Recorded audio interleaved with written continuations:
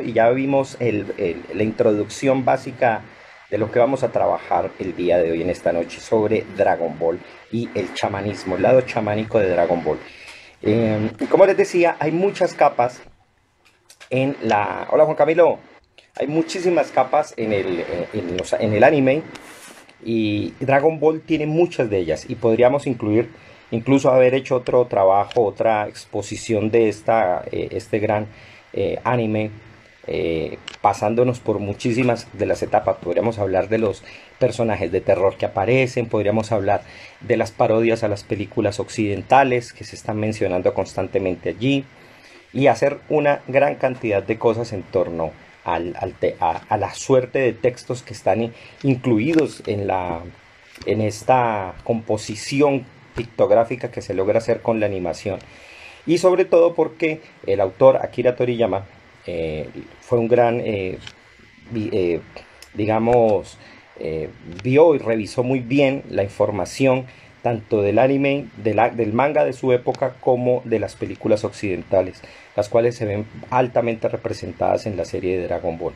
Pero hoy vamos a hablar de uno de los lados especiales de esta serie, y es la que tiene que ver con el lado chamánico. Como los había dicho en la primera parte, que no tuve que cortar un momento, Dragon Ball tiene una suerte de fondo, una fuerte de forma profunda en la que transmite una serie de ideas que de verdad han estado transitando por los seres humanos en todas las colectividades y en todas las culturas, y que hacen parte del acervorio cultural humano de corte transcultural. Es decir, está más allá de las formas culturales clásicas, básicas y digamos las que nosotros podemos llegar a conocer o denominar, porque se basan en un idioma, en una serie de costumbres o en una serie de actos religiosos y de tradiciones y mitologías. Aquí vamos a hablar un poco de algo que está mucho más allá del mero anime y que de forma profunda teje y mantiene la fibra constante de esta temática que está explorada en el anime. Alguien diría, bueno, pero es que es un simple caricatura, es para divertirse, es simplemente algo normal. Resulta que en verdad, si uno es un lector profundo de una serie como esta, puede encontrar muchísimos otros elementos. Digamos que la profundidad de las cosas como uno las ve tiene mucho que ver con el que ve, no tanto con lo que se ve, porque no siempre lo que se ve para todos informa lo mismo. Cada persona podrá ampliar o dejarlo como una lectura simple aquello que aparentemente puede tener simplemente una condición superficial. Voy saludando a los que van llegando de nuevo. Se perdieron los que no llegaron a tiempo porque los estaba leyendo en la primera parte con un rastreador, pero me tocó quitarle un rastreador que uno pone aquí en Instagram y puede leerles el ki a todos. Y les estaba leyendo el ki y bueno, vienen con buena fuerza. Entonces eso es chévere. No son ki malignos, ¿no? Entonces hoy vamos a hablar de esta importante serie y sobre todo vamos a explorar algunos de los elementos más representativos que hacen que me lleven a decir lo que he dicho, que tiene que ver con el chamanismo. ¿Y por qué? ¿Qué es lo que me lleva a eso? Hay muchos elementos. Otra vez de nuevo David, saludo. Hay muchos elementos pues para sostenerlo. Yo no me voy a atrever a decir algo sobre lo cual no cuente los suficientes elementos que me ayuden a hacer una afirmación como la de esta, ¿no? Como decir, veamos el lado chamánico de Dragon Ball. Resulta que lo hay. Resulta que en el fondo tiene muchos elementos que nos ayudan a comprender cosas profundas de las estructuras psicológicas humanas, cosas que tienen que ver con la forma en que nos comportamos y la forma en que nos relacionamos con el entorno.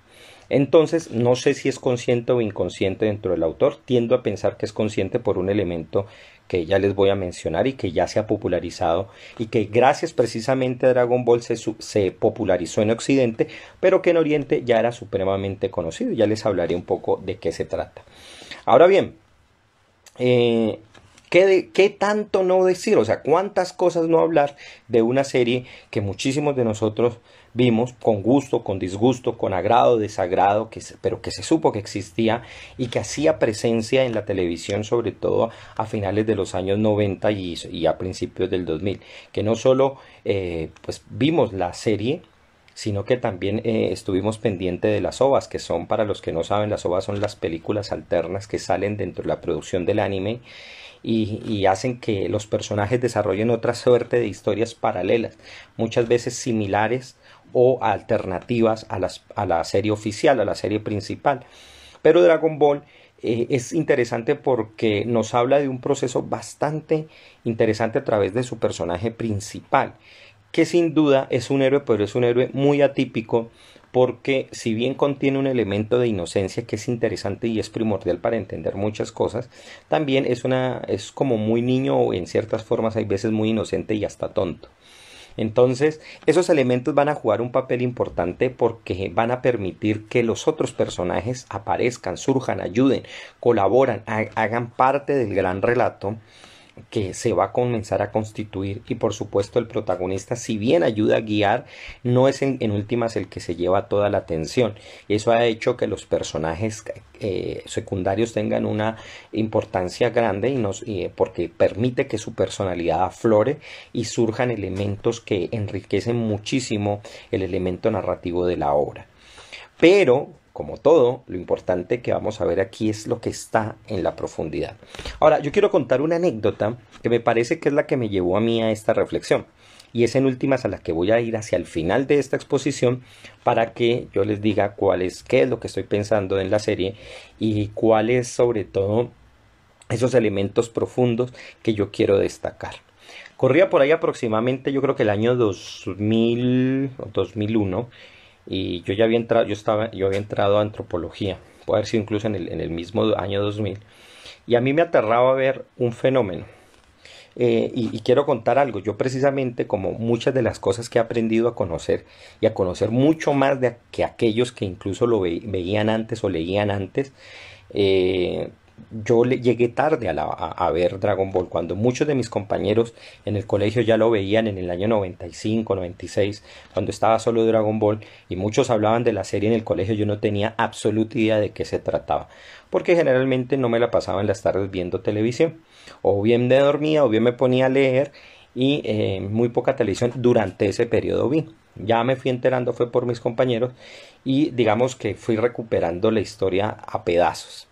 Hasta que un tiempo que caí, estuve enfermo en el año 1998, cosa que me ayudó a librarme del servicio militar, y resulta que me puse a ver un poco la serie en un canal mexicano y ya iba muy adelantado y yo no entendía muchos de los elementos que estaban allí. Hola, Álvaro María, ¿cómo vamos? ¿Qué más, Abraham? ¿Cómo va todo? Entonces, yo no entendía muchos de los elementos, y sin embargo había algo en la narrativa que me llamaba muchísimo, muchísimo la atención. ¿Ya? Yo seguí indagando y seguí viendo. Ya para ese entonces ya estaba a puertas de entrar a la universidad, y comencé a ver un poco más la serie y encontré muchos elementos que me llevaban a unas lecturas que había hecho hacia el final en el colegio. No les quiero decir ahorita de qué se trata, porque eso fue lo que incluso desde ese momento me llevó a elaborar y entender que efectivamente hay una correlación muy amplia y muy fuerte entre eso que yo he llamado aquí el lado chamánico de Dragon Ball. ¿Ya? ¿Por qué? Me llamaba la atención un fenómeno, cosa que yo mismo en algún momento llegué a hacer. Y es que cuando la serie se transmitió en Colombia por completo, acuérdense que esta es una época donde no hay YouTube, donde no se puede transmitir las cosas, pasarlas por internet, apenas lo máximo que se hacía era mandar mensajes y textos básicos, que no había forma de pasarse el video, por lo tanto dependíamos de la televisión nacional lo que pasara, y uno se daba cuenta que a través de otros países pues ya se había transmitido la serie, y en Colombia, como cosa rara, las cosas llegaron muy atrás. El caso es que llegué a ver la serie y me entusiasmé mucho viéndola. Pero lo interesante es que viene un fenómeno muy llamativo y que pasa en los universitarios de esa época, y sobre todo en los colegiales. Y es que muchos estudiantes llegaron incluso, con tal de verse un capítulo, faltar a clases, y no solo eso, sino a perder exámenes y pagar los supletorios después con tal de no perderse un capítulo que preciso coincidía ese día en la mañana a las 10 de la mañana, porque no sé, lo colocaban en la semana a las 10 de la mañana, digan ustedes, y mucha gente perdía cosas. Yo hice eso, yo perdí un examen de inglés porque no quise ir y dije, no, no me pierdo una pelea. Y lo hice y no tuve ningún remordimiento y no me dio pena ni absoluto. Dije, no, yo me quedo viendo el capítulo. Y lo peor era que no era solamente yo, eran muchos estudiantes que lograban hacer eso y yo con un amigo llegué a ver incluso cómo en electrónica en la Universidad del Cauca la gente se salía de clases para verse exclusivamente el capítulo en la cafetería y volvían otra vez a clases y se continuaban pues porque los capítulos duraban su media hora. Entonces eso me hacía interrogar, yo decía, pero ¿por qué? ¿Qué hace que una serie logre que haya un efecto en la población de que se salgan de una clase, dejen de ver algo importante, supuestamente importante, por ver un capítulo?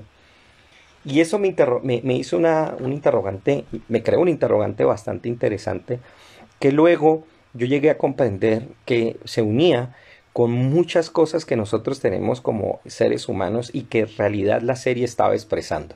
Pero no quiero decirlo por el momento. Ya, o sea, descubrí algo bien interesante a partir de preguntarme qué hace que la gente no vaya a ciertas cosas con tal de verse un capítulo. Y fue bastante interesante, me da mucha risa. Además que fue tan preocupante, no pasó en mi facultad y yo he querido, alguna vez tuve esa imagen, alguien la subió a internet y se me perdió. O al menos no la encuentro en el computador, pero un profesor llegó en la Universidad del Cauca. Incluso llegó a hacer un examen basándose en preguntas de Dragon Ball para poder determinar, para poder atraer a sus estudiantes, porque él se dio cuenta y dice, pero estos chinos, ¿por qué faltan tanto? Alguien le dijo, porque a estas horas se van y se van a ver la serie. Entonces él dijo, ¿cómo así? Y se averiguó y confeccionó un examen basándose en los personajes y de esa manera él como que logró volver a traer la atención acá. Eso fue una anécdota real, no estoy contando una historia inventada, no es un chiste, sino que eso, ni es una anécdota ficcionada, sino que ocurrió y el examen existe. Yo sé que alguien, y si alguien lo tiene o sabe de él, me gustaría conocerlo. Es un recuerdo pues de lo que sucedía en principios de la década del 2000, entre el 2000 y el 2010. Bueno, pero ¿qué es lo que hay en el fondo de la serie para poder entender qué es lo que nos llama la atención? Para eso pues vamos a revisar algunos elementos, por supuesto, de la serie, los normales, los conocidos y sobre todo para aquellos que no la han visto o que saben someramente algunos elementos, pues tenemos que recordar cosas básicas, ¿no? Lo primero es que la serie Dragon Ball tiene tres etapas básicas o digamos canónicas que hasta el día de hoy se extienden en una serie llamada Dragon Ball Super. Existía primero Dragon Ball, que es el momento en el que Goku es reconocido por los primeros personajes. Es un niño con una particularidad y es que tiene una cola de mono y él va comenzando a conocer los personajes que por lo menos lo van a acompañar en una de sus correrías para buscar lo que son las esferas del dragón. Y esas esferas del dragón al ser reunidas pueden convocar a un dios llamado Shenlong, que es un dios dragón, y Shenlong puede conceder los deseos. Él se va a juntar con otras personas, va a conocer a Bulma, que va a ser su gran amiga, y con ella van a comenzar a recorrer los caminos, luego se van a encontrar a Yamcha también a Ulon y también a Puar, que son dos personajes que están allí bien interesantes y que tienen unas capacidades muy llamativas y muy chistosas, como es la de transformarse o la de cambiarse de formas de cosas y de personas. Y junto a ellos pues va a hacer ese recorrido. Goku por supuesto tiene que ir enfrentando muchos enemigos, muchos problemas, muchas vicisitudes. Va a tener un maestro y va a tener un compañero de combate, el maestro Roshi o Moten Roshi, y Krillin, que va a ser su compañero en el aprendizaje también junto a Yamcha, ¿no? Y él, por supuesto, Goku va creciendo y va creciendo en poder y va a comenzar a generar un nivel de poder mucho más grande al cual sus propios compañeros ya no van a poder alcanzar. Bueno, estoy redondeando por supuesto mucho y me olvidaré de algunos detalles, pero lo hago sobre todo para informarle a las personas que no saben de la serie. Él sigue creciendo, ya se va a hacer un joven y va a enfrentar amenazas que no solamente son las amenazas comunes, los enemigos típicos, bandoleros, organizaciones como la Patrulla Roja o maestros muy aguerridos y profesionales de las artes marciales, sino que ya va a comenzar a enfrentar demonios. Y ojo con ese elemento, el de los demonios. Y ese elemento de los demonios va a jugar un papel decisivo porque va a transformar el panorama de la ambientación de la serie. Y va a aparecer un demonio en particular que se llama Piccolo Daimaku y él va a enfrentarlo. Goku todavía está entre joven, niño, lo enfrenta, le gana y este demonio reencarna en forma de Piccolo y lo vuelven a combatir. Quedan en una de las formas más normales que ocurren en la serie, que es a través de un torneo de artes marciales. Se enfrentan, Goku logra ganar con mucha dificultad y ahí va a acabar la primera parte con un Goku adolescente fortalecido, pero con un enemigo que lo iguala en poder y pues va a tener que tenerlo a cierta distancia. La primera parte de la serie va a cerrar allí y va a llegar luego Dragon Ball Z. Y lo interesante es que esta serie se iba a llamar originalmente Dragon Ball 2, pero el diseñador equivocó y le quedó como una Z. Vio el 2 pensando que era una Z y quedó una Z, y a Akira Toriyama, el autor, le pareció bien interesante y le gustó el nombre y cambió el nombre, por supuesto, ¿no? En japonés la serie se llama Dragon Ball y cuando quedó la segunda parte es Dragon Ball Z.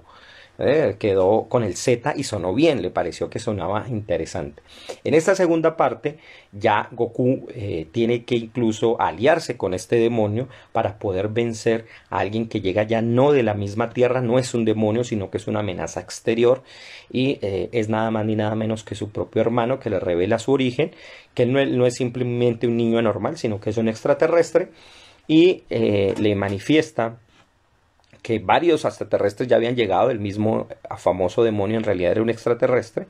Ojo, porque ahí hay un elemento que ya Akira Toriyama está recogiendo de parte de la tradición occidental, y es esta idea de los extraterrestres que llegan y son presentados como ángeles o como demonios, que eso es una creencia muy propia de Occidente, no está tanto en las religiones orientales.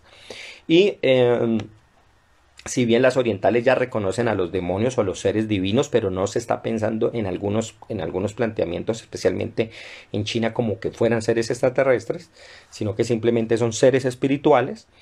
Y los reta, claramente superior, pero solo si conjugan este poder, esta suerte de combinación entre el bien y el mal, lograrán vencerlos. Y ese es un elemento bien importante. O sea, aparentemente es una pelea, es un juego de una pelea normal, pero en el fondo hay una idea que se va a operar de ahí en adelante con este tipo de duplas en la serie, y es la conjugación del bien y del mal para poder vencer un reto superior que es una amenaza. Ojo con eso, porque eso es uno de los elementos bien importantes y que van en el trasfondo de los procesos del chamanismo. Ahora, más adelante explicaré también, por supuesto, por qué hablo yo del chamanismo y qué tiene que ver el chamanismo con todo esto. Estoy hablando simplemente, para los que vayan llegando, de la serie como tal. Entonces Goku, junto con Piccolo, logran vencer al hermano que está amenazando al hijo de Goku y a la Tierra misma. Pero él muere por uno de los ataques del demonio Piccolo, y muere también su hermano. Y por la ayuda de otra entidad que también le va a ayudar mucho a Goku y que ya le había ayudado anteriormente, que se llama Kamisama, que es el dios tutelar de la tierra, logra atravesar o se le pide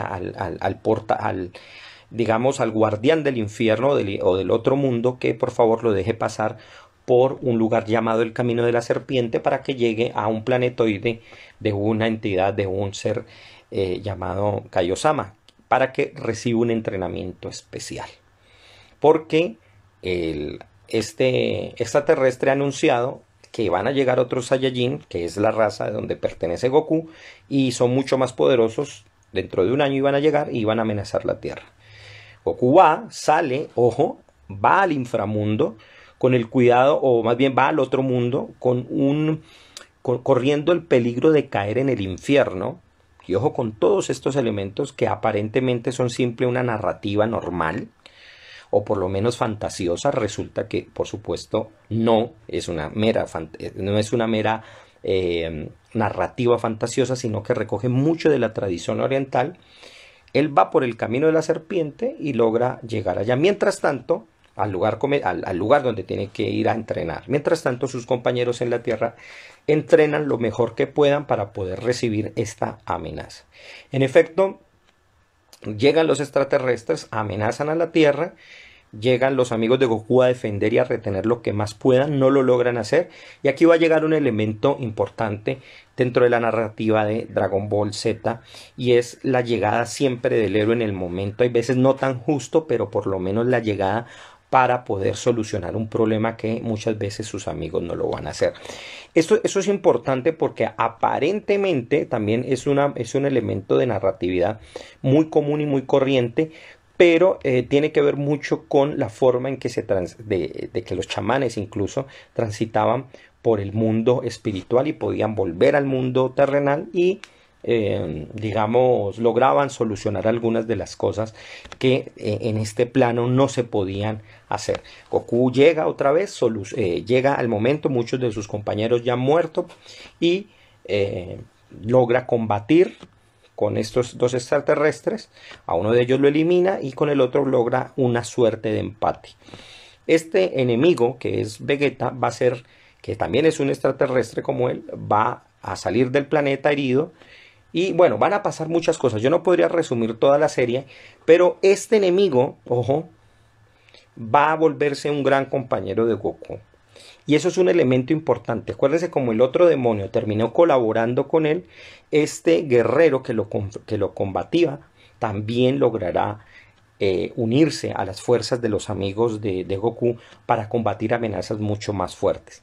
Ojo, porque esos elementos que parecen de narrativas para niños, en realidad está sosteniendo un elemento básico que voy a nombrar hacia el final, y que es uno de los elementos que me parece es parte de los mensajes más fuertes y más llamativos que tenemos en Dragon Ball. Bueno, luego de Dragon Ball pasan muchas cosas, tienen que combatir con muchos enemigos, llegan muchas amenazas, aparecen una serie de androides, es decir, el elemento tecnológico también lo incluye allí Toriyama, que recuerda por supuesto las figuras que nosotros en Occidente conocemos más popularmente y de las cuales él se ha dejado influir bastante. Como ya les dije, él conoció mucho el cine occidental, y por supuesto podemos reconocer figuras como la de Terminator o la de Robocop. Entonces él va a recoger esos elementos allí y van a ser conflictivos contra Goku. Él tiene que superar esos problemas y por supuesto lo va a hacer con la ayuda de todos sus compañeros, pero cada vez va a llegar a ser algo que es muy llamativo, y es poder superar sus estados anteriores. Y ojo, porque eso es otro de los elementos básicos, no solo de la narrativa dentro de la historia, sino dentro de la composición profunda de los elementos estructurales que yo aquí he denominado como chamanismo. Y que ahora les digo cómo los voy a explicar. Hola Isaac, ¿cómo vamos? Bienvenido una vez más. Entonces les decía que en esta composición que va pasando, Goku va superándose cada vez más. Y eso es un elemento básico que está allí y que va a ser una de las cosas más motivantes dentro de la serie. ¿Ya? Va a ser una de las cosas más motivantes dentro de la serie, porque va a crear en el espectador la idea de qué viene después. ¿Se podrá más? ¿O eso es toda la energía? ¿O eso son todas las posibilidades que hay? Entonces la serie termina, pasan muchos enemigos, como les digo, estoy resumiéndolo absolutamente aquí. La serie termina cuando logran vencer a uno de los más grandes demonios de todo el universo, que amenaza ya no solamente al planeta Tierra como lo hacían los Saiyajin, o simplemente que es un emperador galáctico como en el caso de Freezer, sino que ya es un demonio que amenaza con destruir el universo mismo, y estamos hablando del personaje de Majin Buu. Ahí la serie acaba y luego se hizo Otra serie que no hace parte del canon, pero que gracias a la popularidad del personaje en Japón, Toei Animation, que es la que produce estas series, pues decidió tomarla, ¿no? Y decidió tomar los personajes de Akira Toriyama y generar otra obra que no es canónica, no es parte de eso, pero es recordada para bien y para mal. A mí la mayoría de cosas no me gustó, hay algunos elementos interesantes. Y es la obra, el anime Dragon Ball GT. Yo digo que, para resumirlo, Dragon Ball GT son los apócrifos de lo que en la Biblia son los apócrifos. No está la Biblia y están los libros apócrifos. Dragon Ball GT es una suerte de Biblia paralela, entre comillas, de Dragon Ball. Entonces, esta serie, pues, por supuesto, no tiene el mismo éxito al no estar sobre todo el director y no tener las mismas intenciones. Y sobre todo porque fue la necesidad de continuar y aprovecharse de algunos elementos que ya económicamente habían ganado lo suficiente, pero que pues no tenían ni la dirección ni la capacidad narrativa de integrar muchos de los elementos que ya Akira Toriyama, el autor, en la primera parte, en la primera y la segunda parte, habían logrado hacer. Entonces, bueno, eso es grosso modo lo que les quiero decir en cuanto a la serie. Me podría ir mucho más. Llega otro momento, pasa el tiempo y la exigencia y los nuevos públicos que comienzan a llegar, y los jóvenes que ya van a nacer y que muchas veces no lo vieron de niño, pues comienzan a ver los personajes y se ve que es necesario que la serie vuelva. Entonces llega para el año 2015 la serie Dragon Ball Super. Y Dragon Ball Super va a retomar donde quedó Dragon Ball Z, no va a tener en cuenta esta obra de Dragon Ball GT.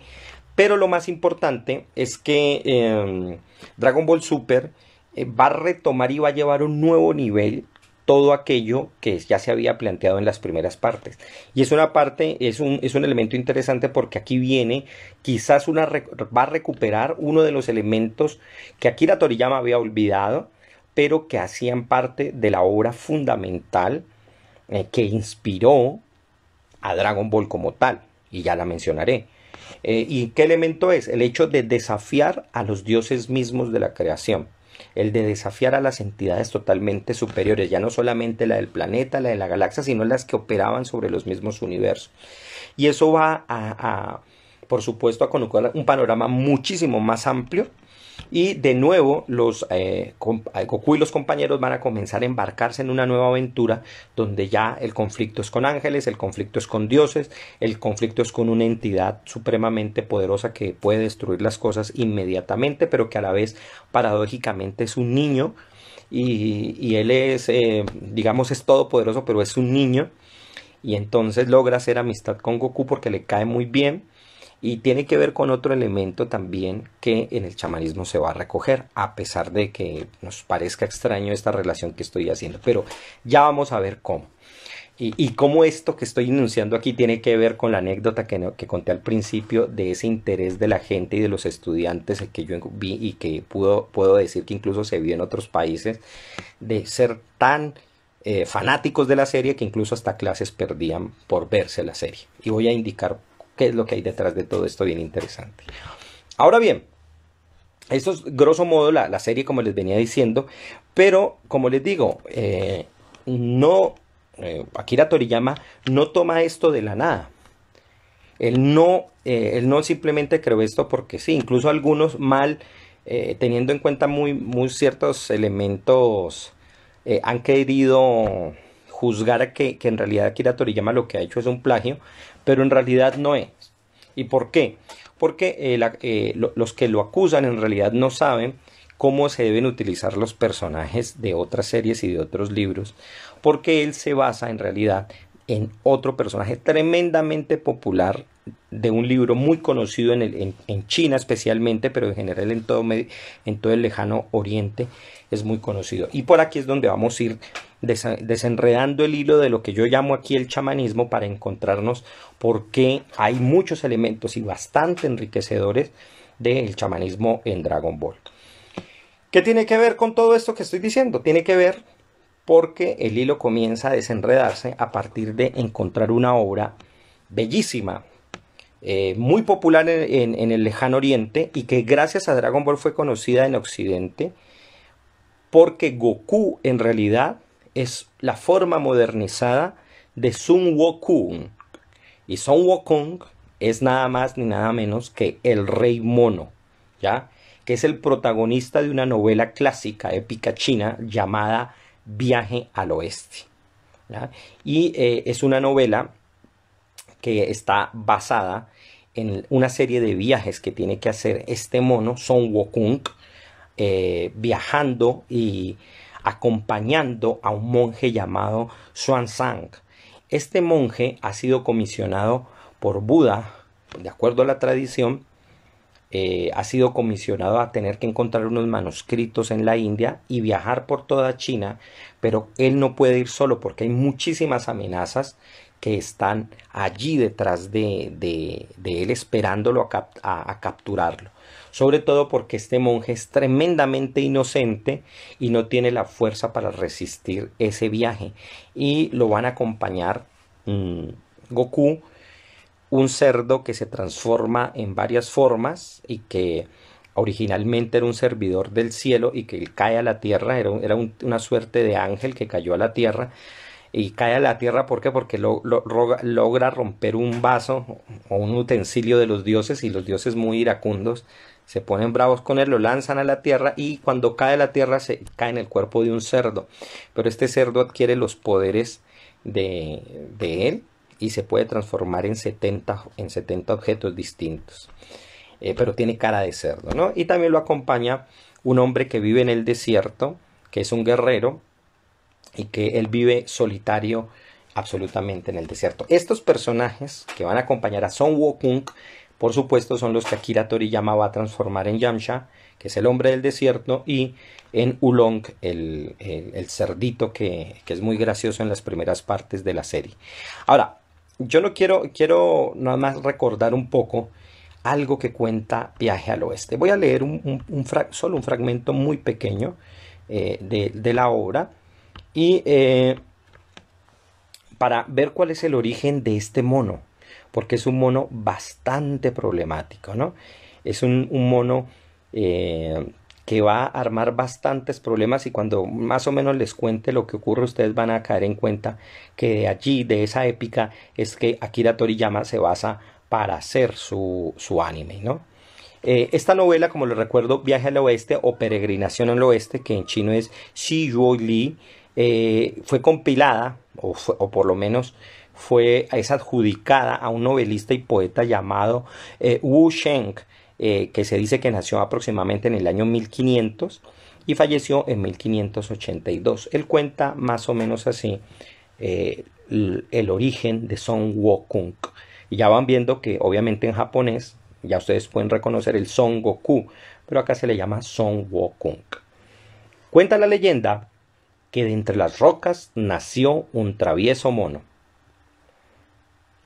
Convertido en rey de los simios, viajó para aprender las artes de la transformación y encontrar el camino de la inmortalidad, lo cual consiguió, pero en su afán causó grandes destrozos.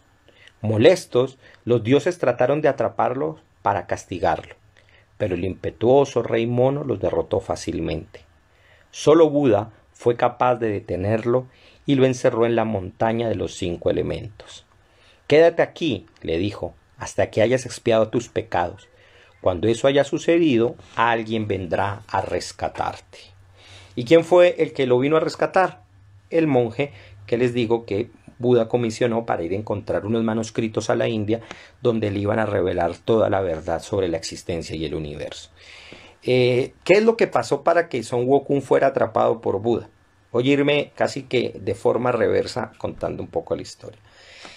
Son Wukong logra ser atrapado por Buda porque él había molestado muchísimo a los dioses, ya que él era un mono muy impetuoso, que era bueno, era muy alegre, quería mucho la libertad, pero por eso mismo se metía en una serie de problemas, porque los dioses eran muy juiciosos, muy ordenados, les gustaba tener las cosas bastante bien organizadas, pero Son Wokun era un mono y era totalmente juguetón y no quería y no le gustaba la opresión. De hecho, cuando él fue asumido como rey de los monos, los compañeros de él lo querían porque precisamente les dejaba ser libre, porque no los oprimía, porque podían todo el tiempo con él bailar y estar en fiesta y tomar y pelear y nadie les decía nada porque en caso tal donde alguien los llegara a amenazar, allí estaba Son Wokung para defenderlos porque él era un gran guerrero.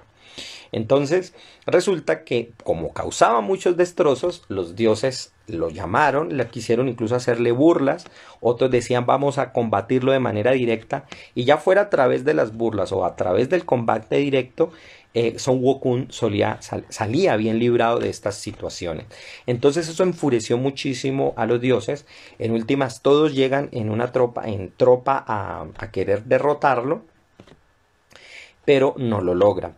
Y lo que hacen al contrario, mientras más lo combaten, es hacer que logre obtener más poder. Entre ellas logra la indestructibilidad, logra la inmortalidad, logra aguantar el fuego y lo que hacen es hacer que Son Wokun incremente los poderes que ya de por sí él tenía.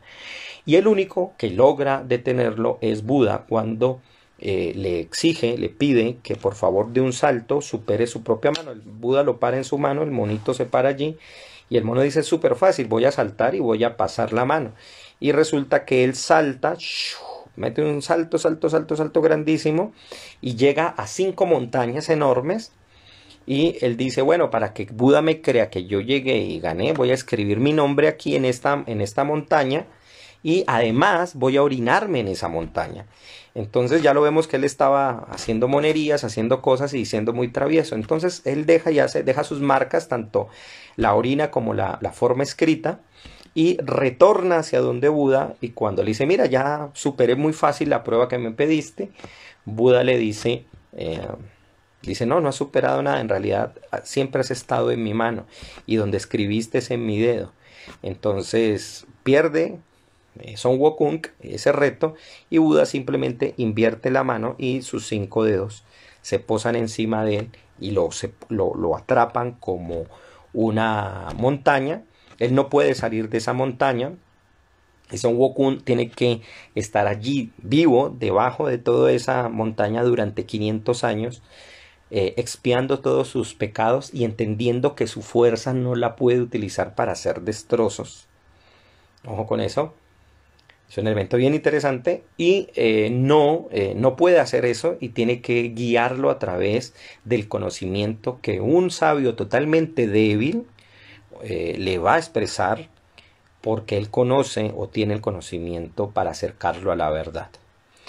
La obra Viaje al Oeste, Shi Yu Li, es una de las épicas, no es una de las épicas, es la épica más grande que existe. Ya en el español se ha traducido, pero nada más la traducción, que creo que es incompleta, tiene aproximadamente unas 3000 páginas. Ya es mucho más grande que el mismo Mahabharata. Hola Pedro, ¿cómo vamos? Y por supuesto recoge una serie de relatos de historias, de travesías, muchas de ellas Akira Toriyama las ha replicado en Dragon Ball y la gente por supuesto en Occidente no lo reconoce, el oriental lo reconoce más. Pero es que el Rey Mono, la historia del Rey Mono ha sido la historia más representada en China. Y ha sido, digamos, reconocida por muchísimos autores, poetas, como una de las grandes épicas de China. Y se nombra como uno de los libros más importantes que en el espíritu chino se puede tener. Es tan llamativa y tan importante para China que Mao Zedong, siendo que fue tan contrario con las ideas religiosas y con las ideas digamos de corte espiritualista, dado su materialismo y comunismo, él sin embargo rescató la figura de Son Wokung y en la ópera china nunca se dejó de representar a este personaje porque Mao Zedong sostenía que él era un ejemplo precisamente de cómo un individuo y un dirigente hacía respetar a su pueblo, cosa que en efecto era lo que pasaba con Son Wokung cuando él no dejaba que los dioses ni los llamados seres superiores se impusieran en contra de su pueblo, porque si él algo amaba, era su pueblo. y lo defendía a toda costa. Y precisamente es por su pueblo que él comienza a hacer uno de los viajes más importantes de su vida, y es en búsqueda de la inmortalidad. Y ojo con ese otro elemento, que en el caso de Dragon Ball va a ser la búsqueda de las esferas del dragón, que por supuesto va a conceder muchísimos deseos.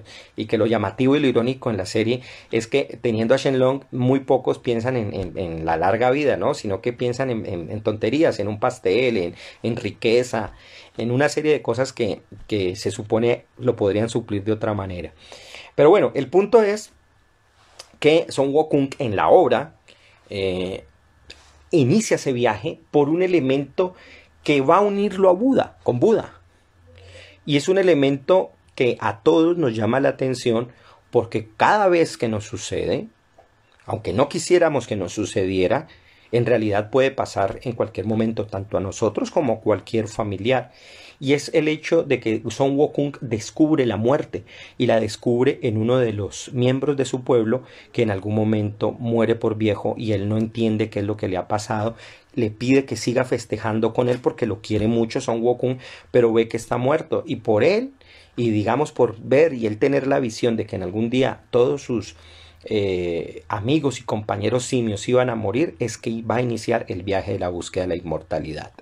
Y ojo, porque allí va a ser muy similar a un personaje que fue el que a mí me llevó a pensar en que Son Wukong, en que Goku como elemento histórico en realidad gustaba, y no voy a develar por supuesto todavía todo, porque en últimas estaba señalando elementos muy arcaicos del pensamiento humano, y uno de ellos es la necesidad de encontrar y vencer la muerte, cosa que va a ser un elemento en común con las tradiciones chamánicas. Pero hay algo más interesante aún, hay algo mucho más interesante aún.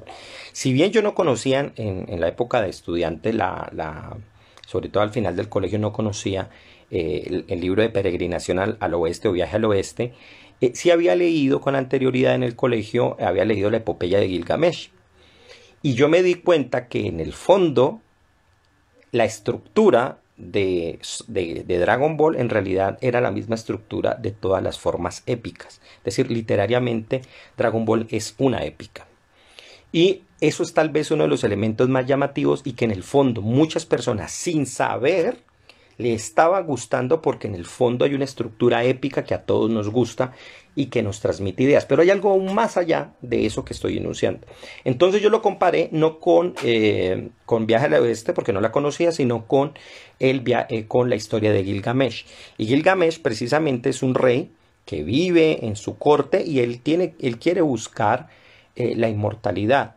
Y él combate junto a su amigo Enkidu, combate con monstruos que se les atraviesan en el camino, hasta que llega un momento, bueno, y ahí es donde viene la búsqueda de la inmortalidad, que Enkidu, que en primer momento se había enfrentado a Gilgamesh, habían combatido, Enkidu logra ganarle, pero Gilgamesh ellos dos terminan volviéndose grandes amigos, los dos parten en búsqueda de nuevos oponentes.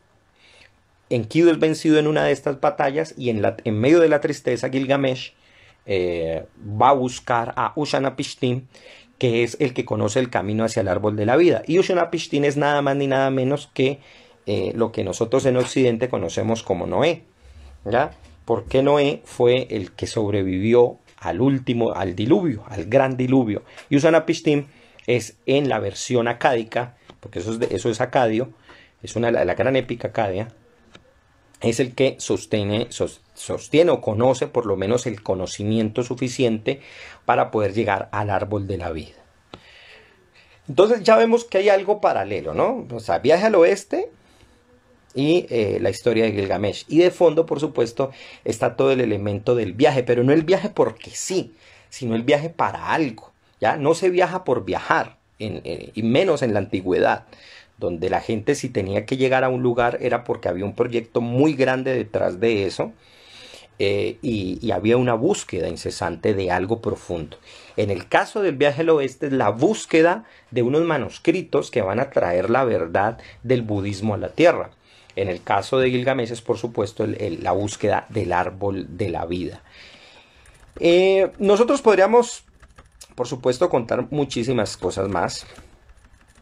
Aquí yo les podría decir muchos elementos que aparecen allí, pero lo interesante y lo que voy comenzando a develar es precisamente esos elementos que aquí he denominado como chamanismo. Y voy a ir hacia ese punto.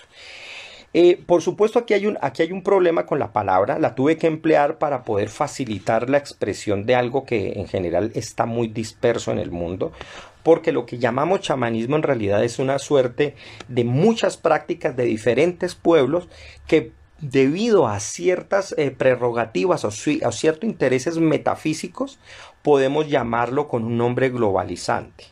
Pero atención, la palabra chamanismo no indica una religión, ojo con eso, no está indicando una creencia, sino que es más bien una serie de prácticas muy divergentes y distintas en todo tipo de pueblos que debido a ciertas creencias nosotros podemos generar un paragón entre ellas. Entonces, la palabra chamán, de hecho, fue tomada de los pueblos de Anatolia, donde los primeros antropólogos recogen este término y es el que se comienza a emplear, pero no todo, o sea, literalmente no todos los pueblos tienen lo que nosotros llamaríamos un chamán. Lo que pasa es que se ha popularizado gracias a la literatura antropológica de tal modo que es la palabra que se emplea para hablar de los taitas, para hablar de los líderes espirituales en cualquier población americana, en general del mamo, de cualquier líder que aparezca dentro de cualquier comunidad, y a ese se le ha llamado en general el chamán. Pero vamos a emplear ese término simplemente para poder congregar en una sola palabra muchas de las acepciones que podríamos tener diferenciándolas por los pueblos humanos, los cuales son muchísimos. Pero en general uno puede encontrar que en toda religión, creencia o costumbre o cultura siempre hay rasgos chamánicos de alguien, en algún líder. Ya uno puede encontrar en Elías en la Biblia, es básicamente un chamán. El mismo Moisés recibe muchos de los atributos que uno puede encontrar en otras partes como un chamán. El mismo Jesús en el caso del cristianismo tiene algunos elementos chamánicos. Y en general varios de los personajes uno podría recogerlos bajo esa idea. Tal vez el que precisamente es muy distinto en todo esto puede ser el Buda, porque para la época de Buda ya los medicantes, los meditadores, los yogis habían aparecido y eran figuras distintivas. Pero si uno va a la India, básicamente Shiva es un chamán, o el mismo Krishna también tiene figuras de un chamanismo ya más pastoril, por supuesto, pero todavía se siguen recogiendo esos elementos a partir de su iconografía, de los atuendos, de cómo se visten, de aquellas cosas digamos, con las que se les representa. Voy a traer una voz a continuación que, por supuesto, y hay muchas críticas en torno a ellos, no es la única voz, pero la menciono porque es, digamos, quizás la más conocida en este momento, o en muchos de los de investigación que se ha hecho en torno al chamanismo. Hay muchísimos autores y autoras que han tratado el tema, pero voy a utilizar este texto de Mircea Eliade, que es un historiador. La crítica, por supuesto, de los antropólogos es que Mircea Eliade no hizo trabajo de campo, sino que recogió información de otros libros y él los compiló.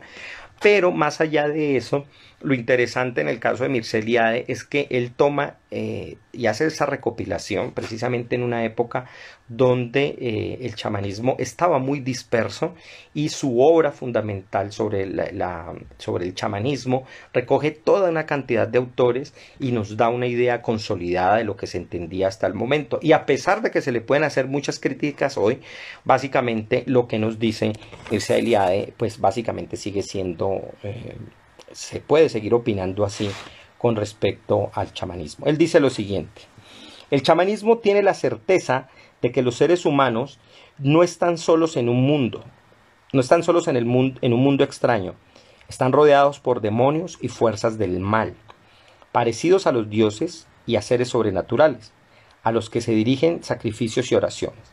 Los chamanes son especialistas de lo sagrado, hombres capaces de ver los espíritus, de subir a los cielos y encontrarse allí con los dioses, de descender al mundo inferior y luchar contra los demonios, las enfermedades y la muerte.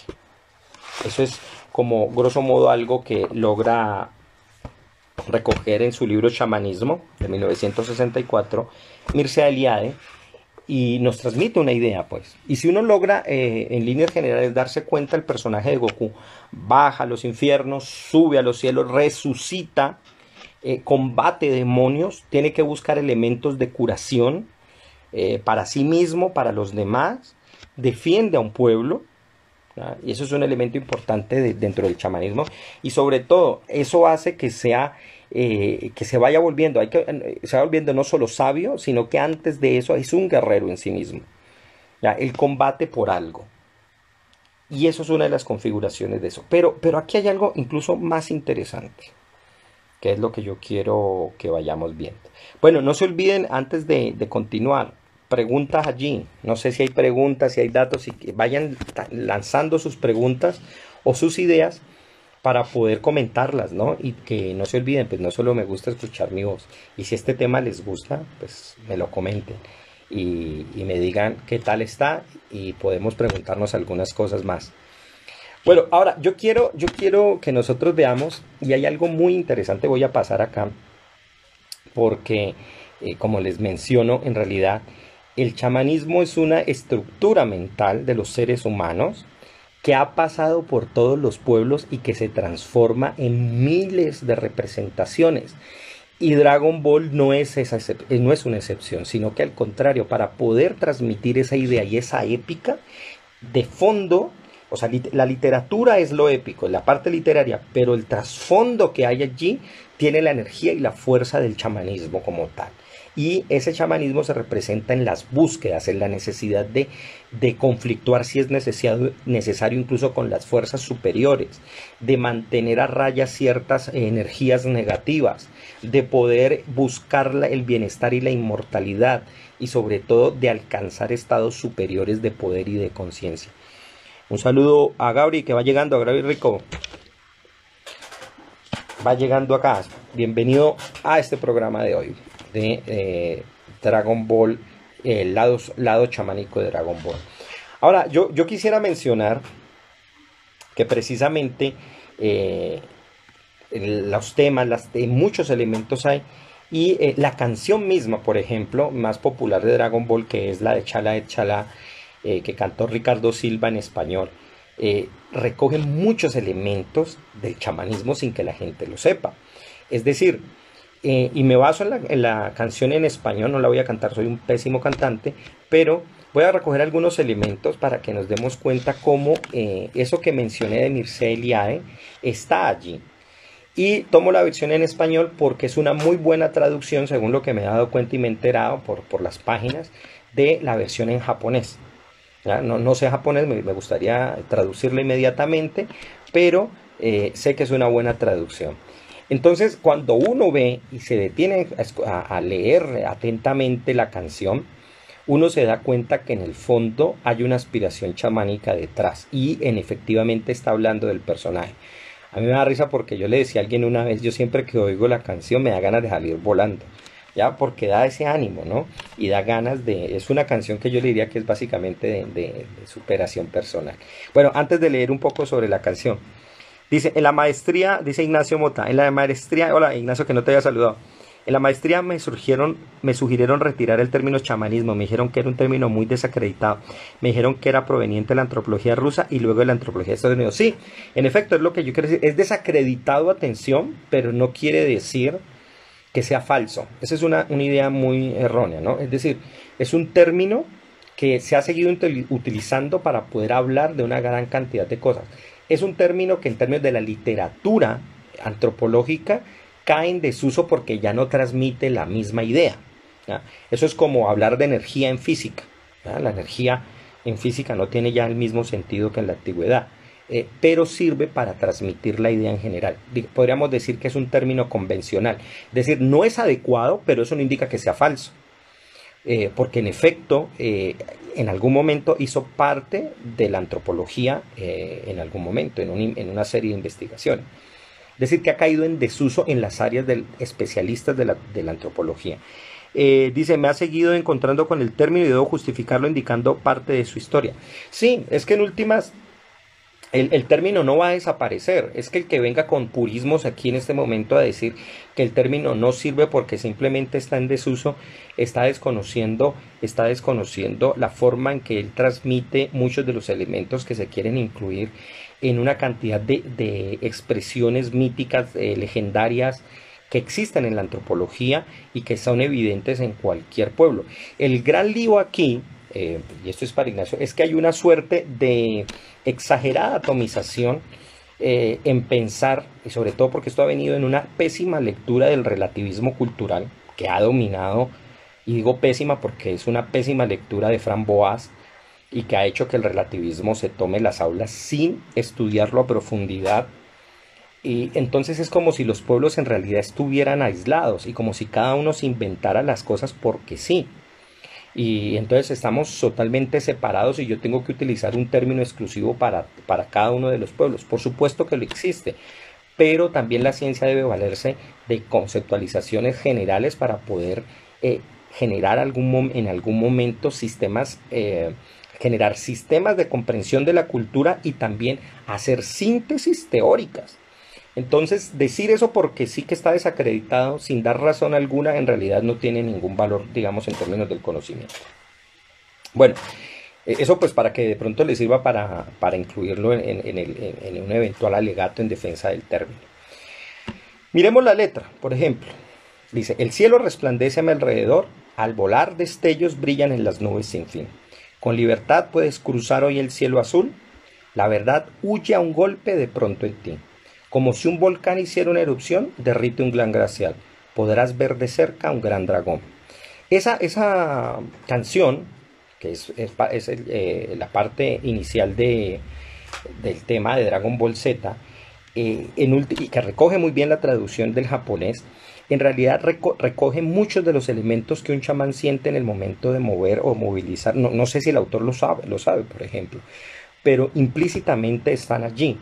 Y porque combina muchos de los elementos que siente el chamán al momento de movilizar la energía. El hecho del sentimiento del vuelo, que es importante, el hecho de que el chamán se desprende de su cuerpo y sale y recorre el universo con su mirada, y los cambios de temperatura también que generan una transformación en él, en su energía, y que le hacen comprender lo frío y lo caliente, pero también el conocimiento íntimo que es el que media entre estas dos fuerzas, lo frío y lo caliente, que es el dragón, que el dragón en todas las tradiciones no es nada más que la misma espina dorsal, la espina dorsal desde el cerebro hasta la parte de acá, que en la traducción, en la tradición, hindú, era el kundalini. No hay que olvidar, y antes de que se me olvide, que Son Wukong, el de Viaje al Oeste, en últimas es una suerte de chamán de los bosques que defendía a un pueblo, pero que logra ser calmado por las fuerzas de una institucionalización, especialmente en este caso del budismo. Los dioses que aparecen en el escrito son los dioses del taoísmo, y el budismo, que presenta una fuerza superior a la de los dioses, que es la de Buda, que es una fuerza contra la cual el chamán ya no puede combatir, porque excede por completo las mismas fuerzas del universo. En realidad es la que le enseña a tener límite con su poder, y en la medida en que tiene límite de su poder, él mismo se controla. Entonces, estas canciones, sin darse cuenta, no sé, bueno, eso lo digo yo, en realidad están recogiendo muchos de los elementos que un chamán, digamos, en su conocimiento y en su proceso de viaje, de interiorización de toda la naturaleza, que él la va integrando en sí para volverse un hombre de conocimiento, un hombre sabio, pues lo va teniendo aquí. Continúa la canción, dice, no importa lo que suceda, siempre el ánimo mantendré. ¿Ya? Esto es un elemento bien importante dentro del proceso del conocimiento chamánico, cosa que el personaje como tal de Goku lo mantiene, ¿no?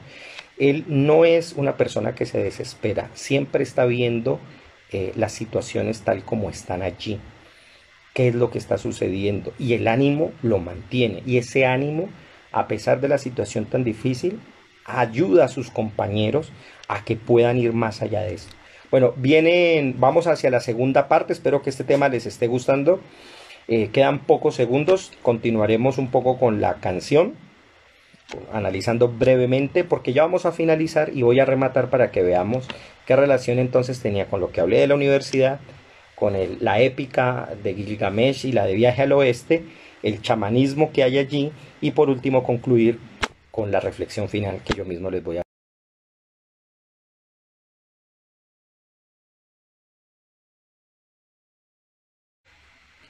Bueno, vamos a continuar con esto. Habíamos hablado en la primera parte, bueno, les conté un poco de anécdotas en torno a la serie, y cómo me llamó a mí la atención de cómo ella fue entrando, digamos, a mi vida. La fui viendo, siendo que la conocí un poco tarde en relación a lo que mis compañeros la veían, pero como les decía, como todas las cosas que a mí me gustan, terminé conociéndola aún más y mejor que muchas personas, a pesar de que la conocí tarde. Y resulta que me fui relacionando con la serie al preguntarme qué hacía que la serie gustara tanto, que terminaran los estudiantes saliéndose de clase con tal de verse un capítulo y no asistir a lo que las clases le demandaban.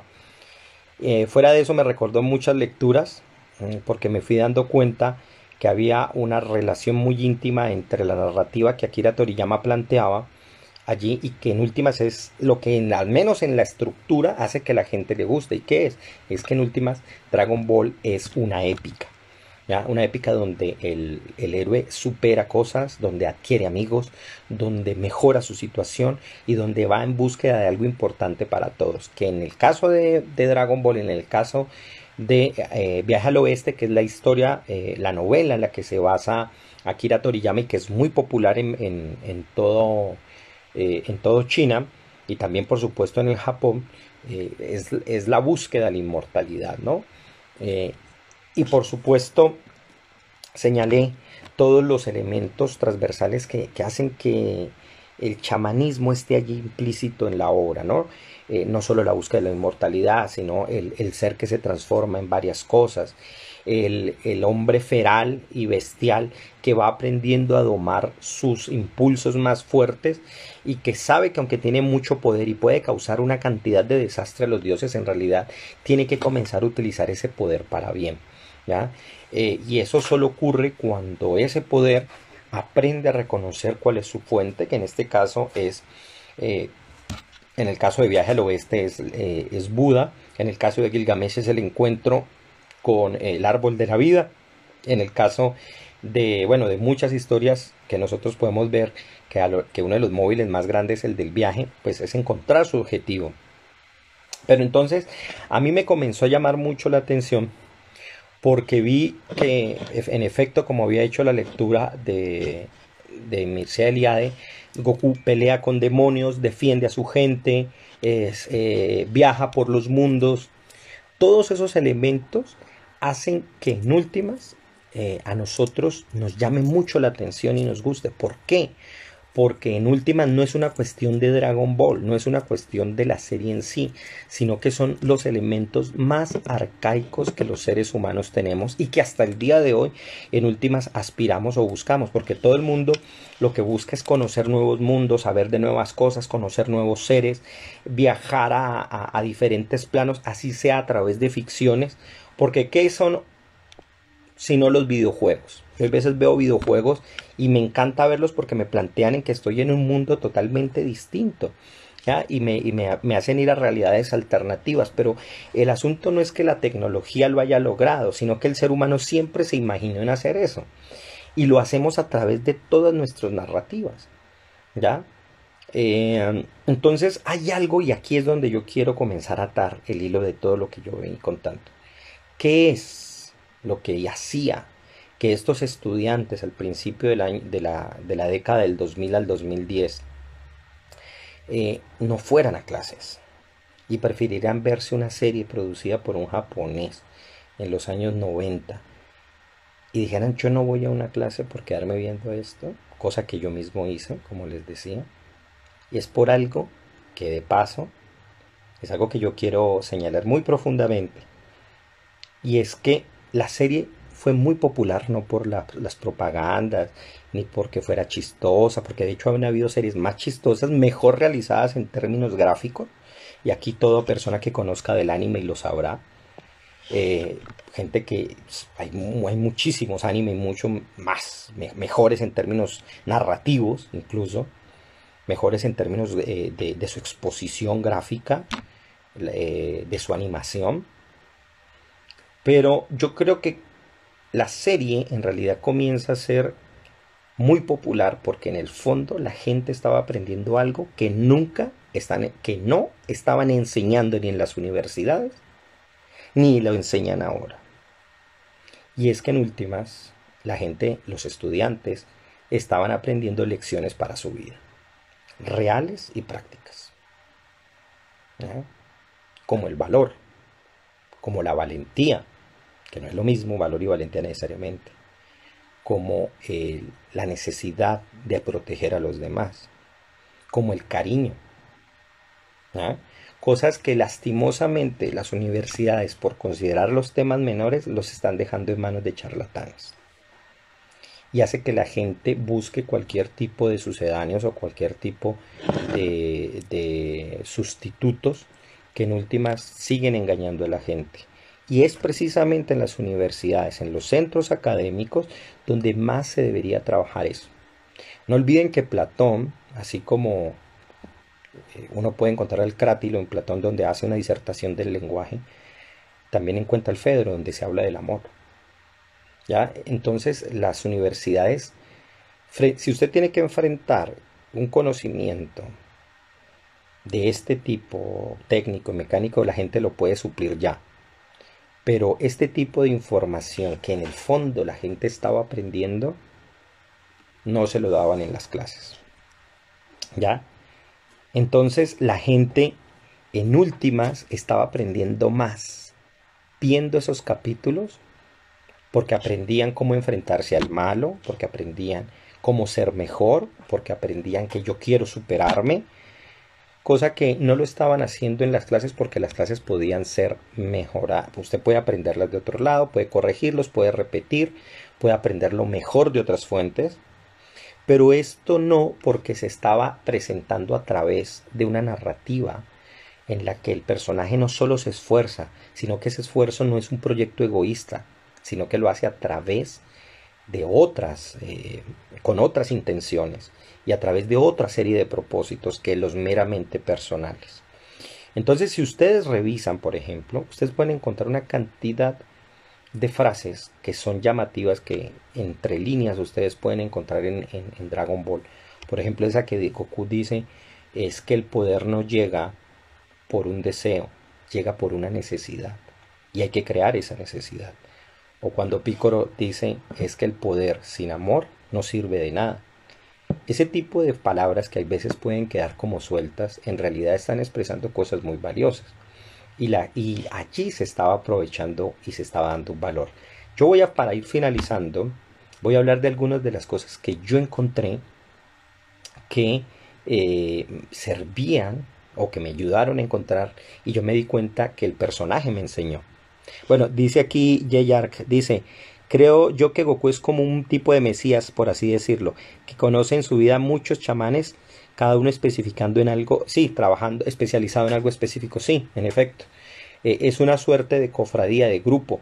Habían, por ejemplo, en el judaísmo tenemos lo que llaman las jabrutas, ¿ya? Que son movimientos o grupos de personas que tienen un conocimiento sobre lo divino.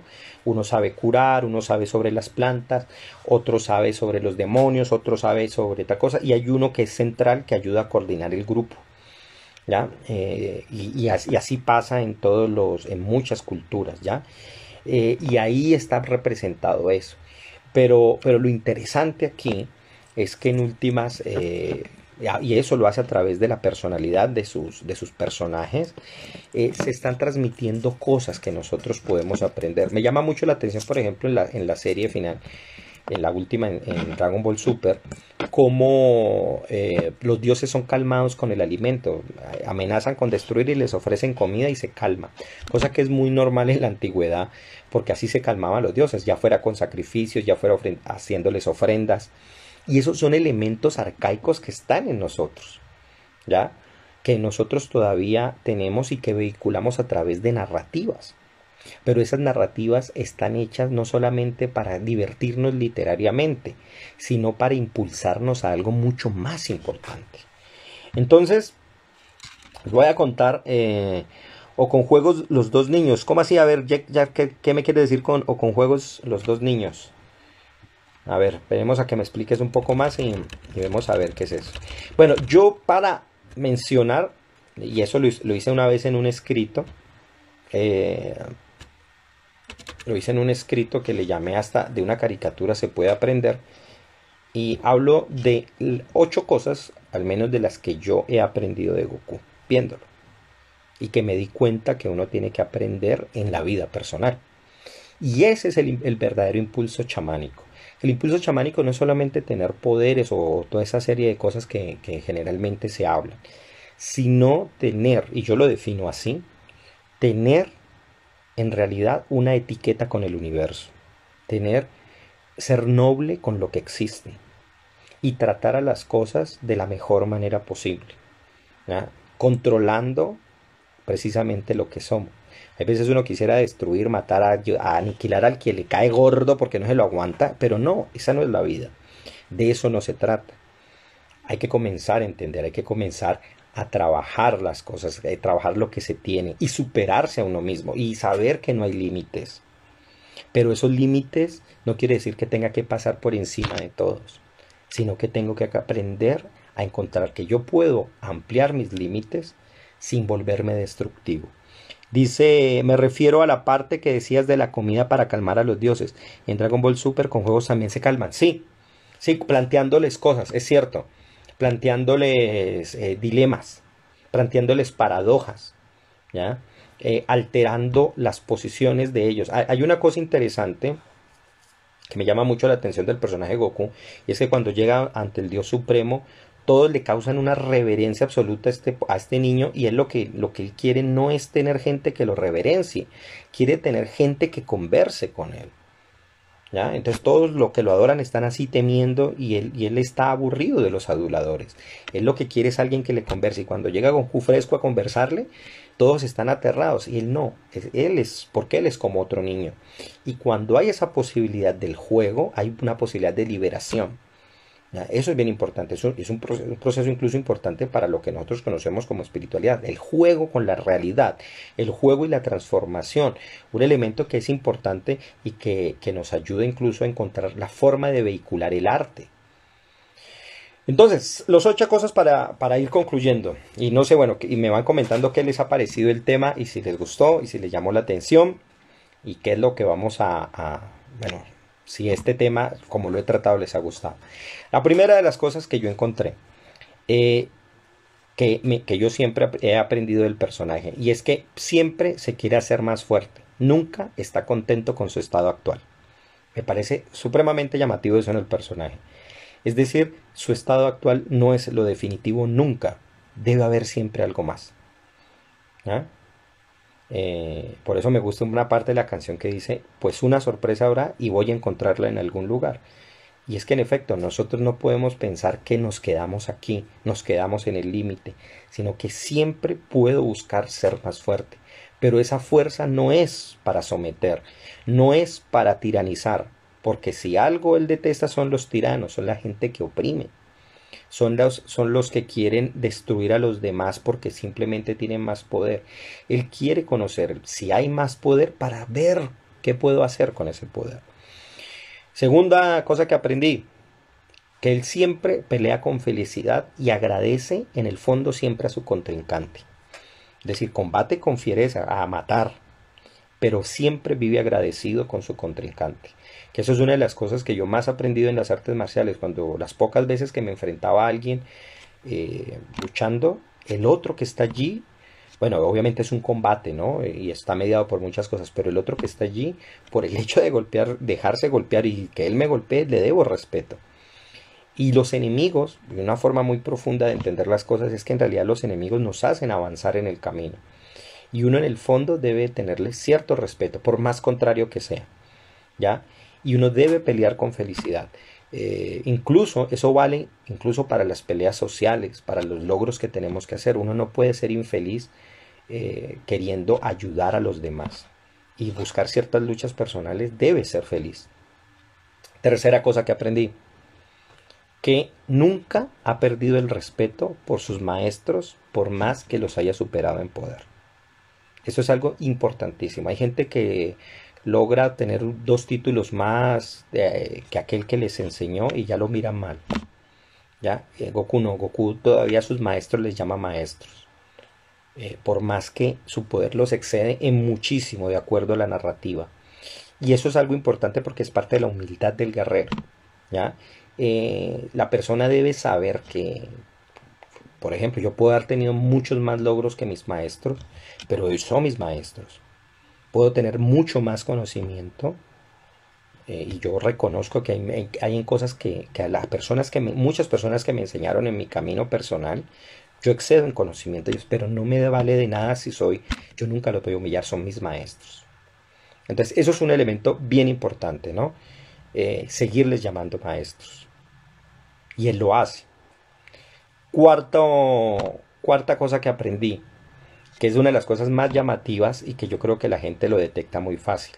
Y es que sabe volver a sus enemigos amigos. Y eso es súper valioso.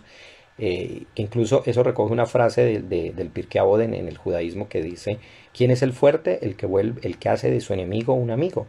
Y lo veo precisamente en el personaje, porque muchos de sus contendientes, en últimas, él no los elimina porque dice: esta fuerza la necesito, esta fuerza me ayuda, él tiene algo particular que me va a hacer mejor a mí, no lo puedo eliminar. ¿Ya? ¿Y qué valor de ese de volver a su enemigo un amigo? ¿Ya? Y ojo, porque no es que él se vuelva amigo del enemigo, porque él no se vuelve como el malo, sino que vuelve a su enemigo un amigo, es decir, lo trae a su favor. Eso hizo con Piccolo, eso hizo con Vegeta, eso de algún modo hizo con Freezer, aunque todavía no se sabe cómo se resuelva allí ese dilema, pero en últimas terminaron colaborando en las últimas peleas de Dragon Ball Super. Y esa transformación es muy importante, y eso es uno de los elementos que yo les decía, la unión del bien y el mal con un fin común. Porque créanme que eso que llamamos mal, o la fuerza del mal, en realidad se necesita mucho para poder vencer obstáculos más grandes. Algún día, cuando hablemos del mal, que algún día le dedicaré uno de los jueves temáticos a hablar del mal, hablaré sobre eso. También la quinta cosa que aprendí, y es que toda batalla en realidad es una oportunidad para mejorar. Las batallas no las ve él como algo no solamente para acabar con el otro, sino que antes de acabar con el otro en realidad tiene que acabar con su estado, el que él tiene en ese momento, y es la oportunidad que él tiene para mejorar, o si no, no se le presentaría esa oportunidad, esa ocasión. Entonces, cada momento en que lucha con alegría, lo hace con un fin muy importante, y es que siempre va a mejorar. Yo creo que la gente es muy mala para hacer los exámenes. Yo aprendí esto con el tiempo.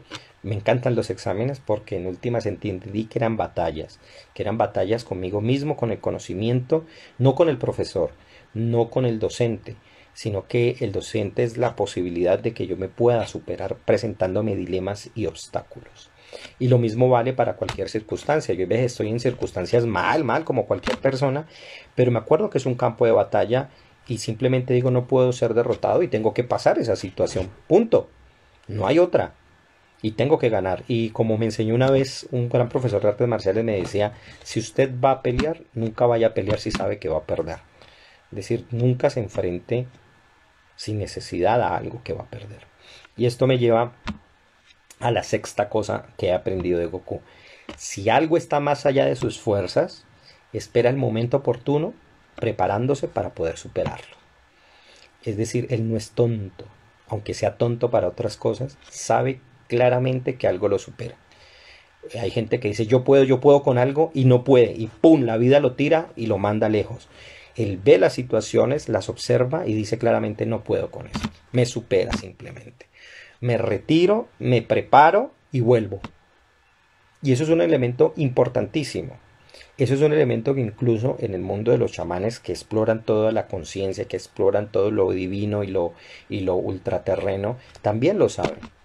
qué momento acceder a ciertas cosas y cuando no, retirarme, que es importante. Y eso no quiere decir que uno sea un cobarde, quiere decir que admite las cosas como son. La séptima cosa que he aprendido: cuida y protege mucho a los suyos y a sus amigos. Es decir, él constantemente lo que hace no es por él, sino que hay alguien a quien cuidar. Y eso es importantísimo. Son Wukong, el personaje original de Viaje al Oeste, era feliz cuidando a los suyos, ¿ya? Y eso uno en la vida diaria lo debe aprender. Es tan rico compartir y en la medida en que uno puede con los amigos y invitarlos. Y el dinero es para eso. Cuando uno puede hacerlo, chévere. Tomémonos una cerveza, tomemos esta cosa. Eso es para compartirlo. Y cuidar de las personas que uno quiere es una oportunidad muy grande. Muchas veces uno regaña a los amigos, a los hijos, pero es porque los quiere, ¿ya? Y porque es una forma de protegerlos. Y la octava cosa, y que me he dado cuenta que el personaje hace, y es que agradece hasta el más mínimo detalle. Cada cosita, por más sencilla, es un gracias, ¿ya? Y eso es algo que a veces nosotros olvidamos. Y el gracias no debe ser solamente a quien queremos, sino a aquellas personas incluso que nos dan un vaso con agua o que nos dan todas las cosas. Si ustedes se dan cuenta, el personaje todo el tiempo vive agradeciendo la circunstancia en la que está. Y eso, bueno, esas son las 8 cosas. Yo no sé, ¿ustedes han aprendido algo, por ejemplo? Esa quisiera hacerles la pregunta. Ahora, ¿qué tiene que ver esto último? ¿Qué tiene que ver todo esto que yo les he dicho con esto del chamanismo? Pues muy sencillo. Y es que una persona en realidad no puede explorar todos esos mundos, sean reales o no, sean fantasiosos o no, no los puede explorar si no tiene un código ético muy fuerte que le ayude a avanzar sobre ellos, ¿ya? Si no tiene una forma y una perspectiva de tratar a los demás de una manera adecuada. Y es una lástima que las universidades estén perdiendo muchas veces, está perdiendo el interés del público porque no se atreven en sus aulas a tratar con los estudiantes este tipo de temas, a tratar de ayudarles en sus momentos difíciles. Yo muchas veces en clases, si tenía que parar para hablar de un problema personal de un estudiante, no exponerlo por supuesto, pero si teníamos que tratar, lo hacía, porque ese estudiante no me va a entender igual si viene preocupado por algo que le pasó en la casa. ¿Cómo va a entender una operación? ¿Cómo va a entender un concepto? ¿Cómo va a asimilar una teoría si ese estudiante en su casa está pasando por problemas, si no tiene cómo superar las cosas, si tiene enemigos que son más fuertes que él? Y ese enemigo son las deudas, ese enemigo son la gente que se burla de ese muchacho, de esa muchacha. ¿Cómo va a hacerlo? El conocimiento no entra en las personas si no hay un poder regulado en uno mismo que le ayude a aceptar la realidad como es y a entenderla y a integrarse con ella sin miedo. Entonces todo esto son en últimas lo que yo encuentro que es tan importante en la serie, que está transmitiéndose en el fondo y que lleva a que la gente la vea, ¿ya? Que la gente en últimas implícitamente está aprendiendo valores, implícitamente está aprendiendo conceptos muy básicos para su comportamiento y para su vida diaria. Dice aquí Caribusi, entonces, Goku conserva la capacidad de asombro por las cosas nuevas como lo tienen los niños. Sí, eso es cierto. Es un personaje que todo el tiempo, ay, una mariposa, ay, no sé qué. Todo el tiempo vive como elevado, ¿no? Y es tremendamente inocente. Yo, por ejemplo, uno descubre cosas muy chistosas del personaje al cabo del tiempo porque es entre bobo y extremadamente pasado, aunque es un genio en las artes marciales, ¿no? Pero en otros términos es totalmente, por ejemplo, lo sexual es tremenda. No sé cómo tuvo 2 hijos y si ha salido con unas cosas que se le ve la inocencia tremenda. ¿Qué otras cosas?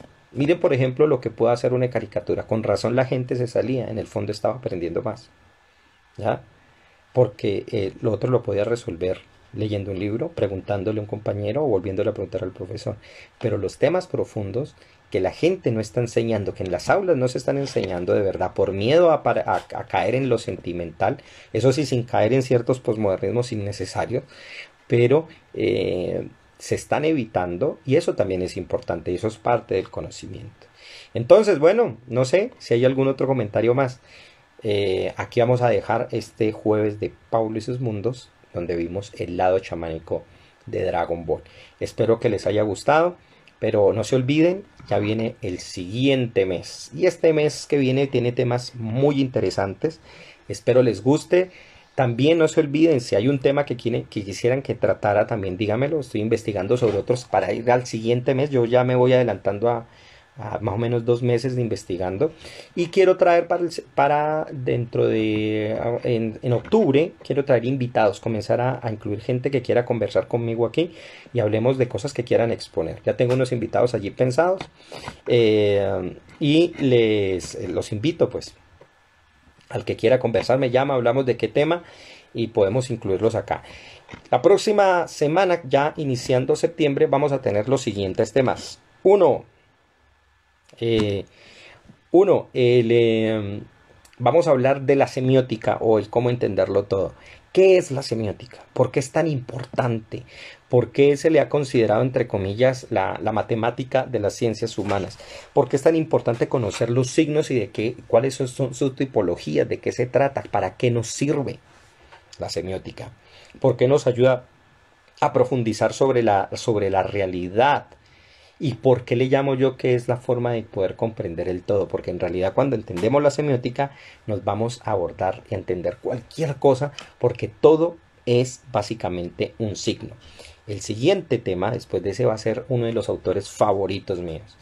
Hace años no lo leo porque para poder separarse de él es muy difícil, pero uno tiene que darle su distancia para volverlo a apreciar y yo creo que es un momento de volver a tratarlo y hablar. Voy a hablar de Jorge Luis Borges. Le llamé yo aquí como subtítulo El bibliotecario del tiempo. Hablaremos de su obra, de su vida y de pues cómo me ha enriquecido a mí personalmente, por supuesto, la obra de Jorge Luis Borges. La tercera semana de septiembre ya vamos a tratar de otro de mis temas favoritos y que a propósito también vamos a seguir hablando de los idiomas y voy a dedicarle a mi idioma favorito, que es el hebreo. Vamos a hablar y para todo el que le interese, casi que va a ser una introducción al hebreo, vamos a hablar del origen, porque es un idioma, como lo he llamado allí, multidimensional, que hace que el hebreo sea tan fascinante para muchos, a pesar de que no conozca mucho de la cultura hebrea, pero recoja cierta magia. Y la última semana vamos a hablar de un tema que está muy de moda desde el 2016, que son las fake news y la posverdad. Cómo superar esas instancias que en este momento se expresan y aparecen en los periódicos. Que a propósito sobre ese tema, pues desarrollaré más adelante un taller. Dice, dice Jack Yard, dice, me pareció muy interesante la forma en que miras el trasfondo de estas series, que uno simplemente ve y no mira. Sí, exactamente, hay mucho de fondo, y hay muchísimas series. Me encantaría que hubiera un público nuevo, por ejemplo, para Neon Genesis Evangelion, que es una de las grandes series del anime, pero incluso me gustaría, antes de poder hablar de esa serie, hablar un poco de Kabbalah.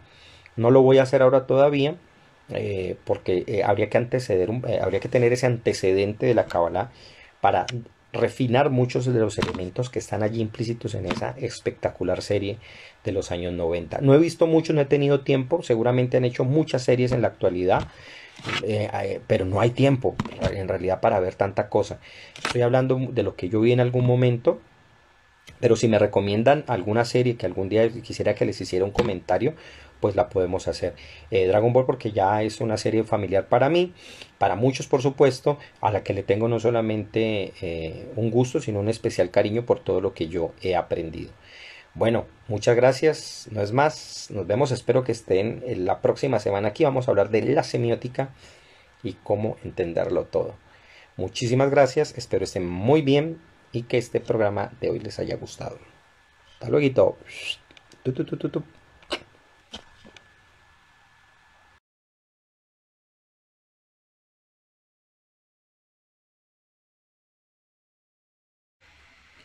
Bueno, vamos a continuar con esto. Habíamos hablado en la primera parte, bueno, les conté un poco de anécdotas en torno a la serie y cómo me llamó a mí la atención de cómo ella fue entrando, digamos, a mi vida, la fui viendo, siendo que la conocí un poco tarde en relación a lo que mis compañeros la veían, pero como les decía, como todas las cosas que a mí me gustan, terminé conociéndola aún más y mejor que muchas personas, a pesar de que la conocí tarde. Y resulta que me fui relacionando con la serie al preguntarme qué hacía que la serie gustara tanto que terminaran los estudiantes saliéndose de clase con tal de verse un capítulo y no asistir a lo que las clases le demandaban. Fuera de eso me recordó muchas lecturas, porque me fui dando cuenta que había una relación muy íntima entre la narrativa que Akira Toriyama planteaba allí y que en últimas es lo que al menos en la estructura hace que la gente le guste. ¿Y qué es? Es que en últimas Dragon Ball es una épica. ¿Ya? Una épica donde el héroe supera cosas, donde adquiere amigos, donde mejora su situación y donde va en búsqueda de algo importante para todos. Que en el caso de Dragon Ball, en el caso de Viaje al Oeste, que es la historia, la novela en la que se basa Akira Toriyama y que es muy popular en todo China y también por supuesto en el Japón, es la búsqueda de la inmortalidad, ¿no? Eh, y por supuesto señalé todos los elementos transversales que hacen que el chamanismo esté allí implícito en la obra, ¿no? No solo la búsqueda de la inmortalidad, sino el ser que se transforma en varias cosas, el hombre feral y bestial que va aprendiendo a domar sus impulsos más fuertes y que sabe que aunque tiene mucho poder y puede causar una cantidad de desastre a los dioses, en realidad tiene que comenzar a utilizar ese poder para bien, ¿ya? Y eso solo ocurre cuando ese poder aprende a reconocer cuál es su fuente, que en este caso es, en el caso de Viaje al Oeste es Buda, en el caso de Gilgamesh es el encuentro con el árbol de la vida, en el caso de, bueno, de muchas historias que nosotros podemos ver que uno de los móviles más grandes, el del viaje, pues es encontrar su objetivo.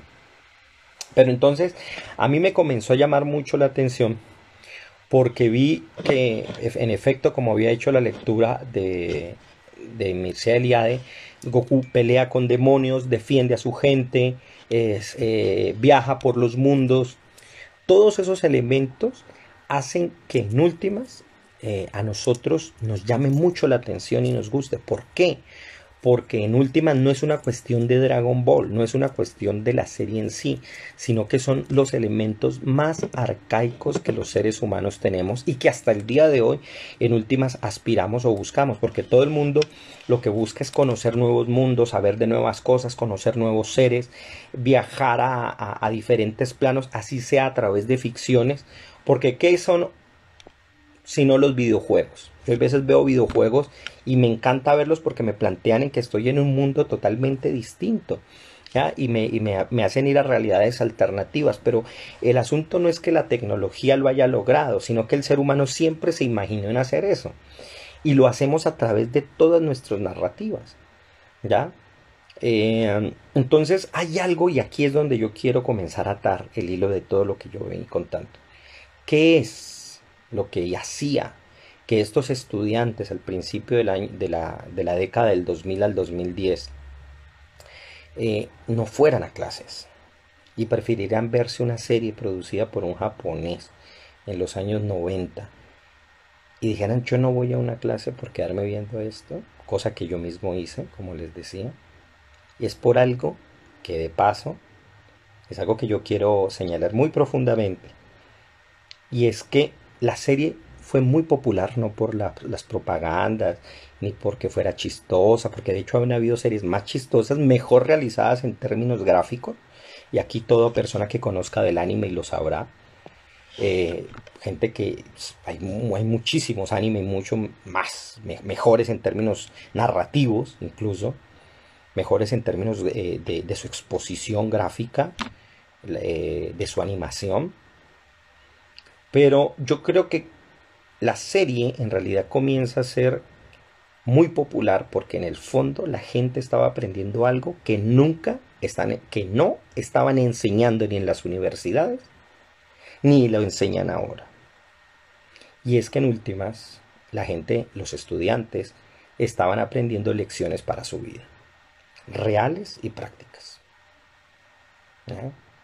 Como el valor, como la valentía, que no es lo mismo valor y valentía necesariamente, como la necesidad de proteger a los demás, como el cariño, ¿no? Cosas que lastimosamente las universidades, por considerar los temas menores, los están dejando en manos de charlatanes.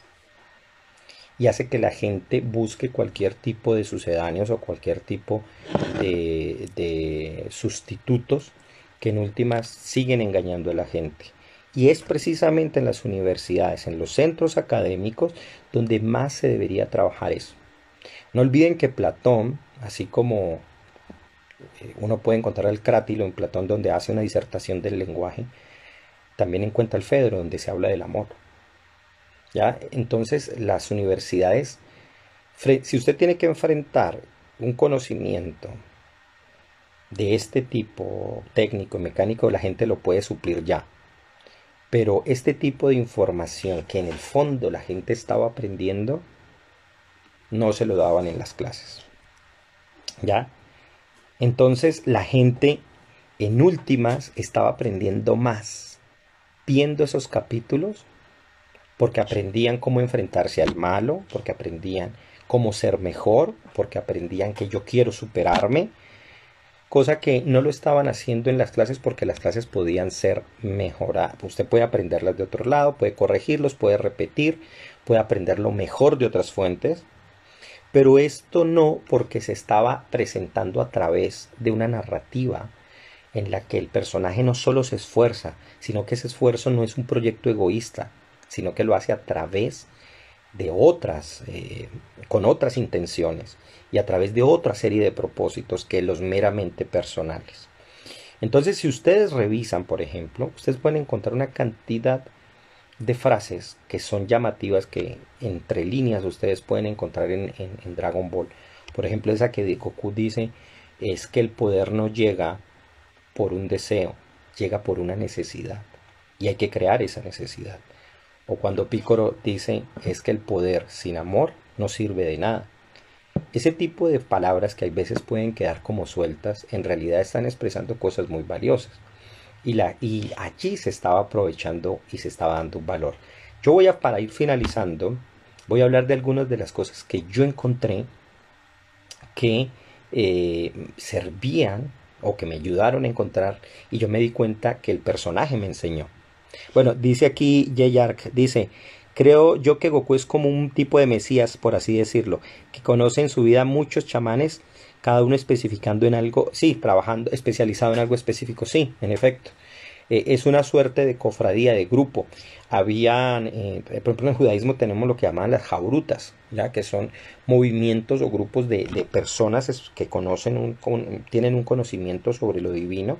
Uno sabe curar, uno sabe sobre las plantas, otro sabe sobre los demonios, otro sabe sobre tal cosa, y hay uno que es central que ayuda a coordinar el grupo. ¿Ya? Y así pasa en muchas culturas, ¿ya? Y ahí está representado eso.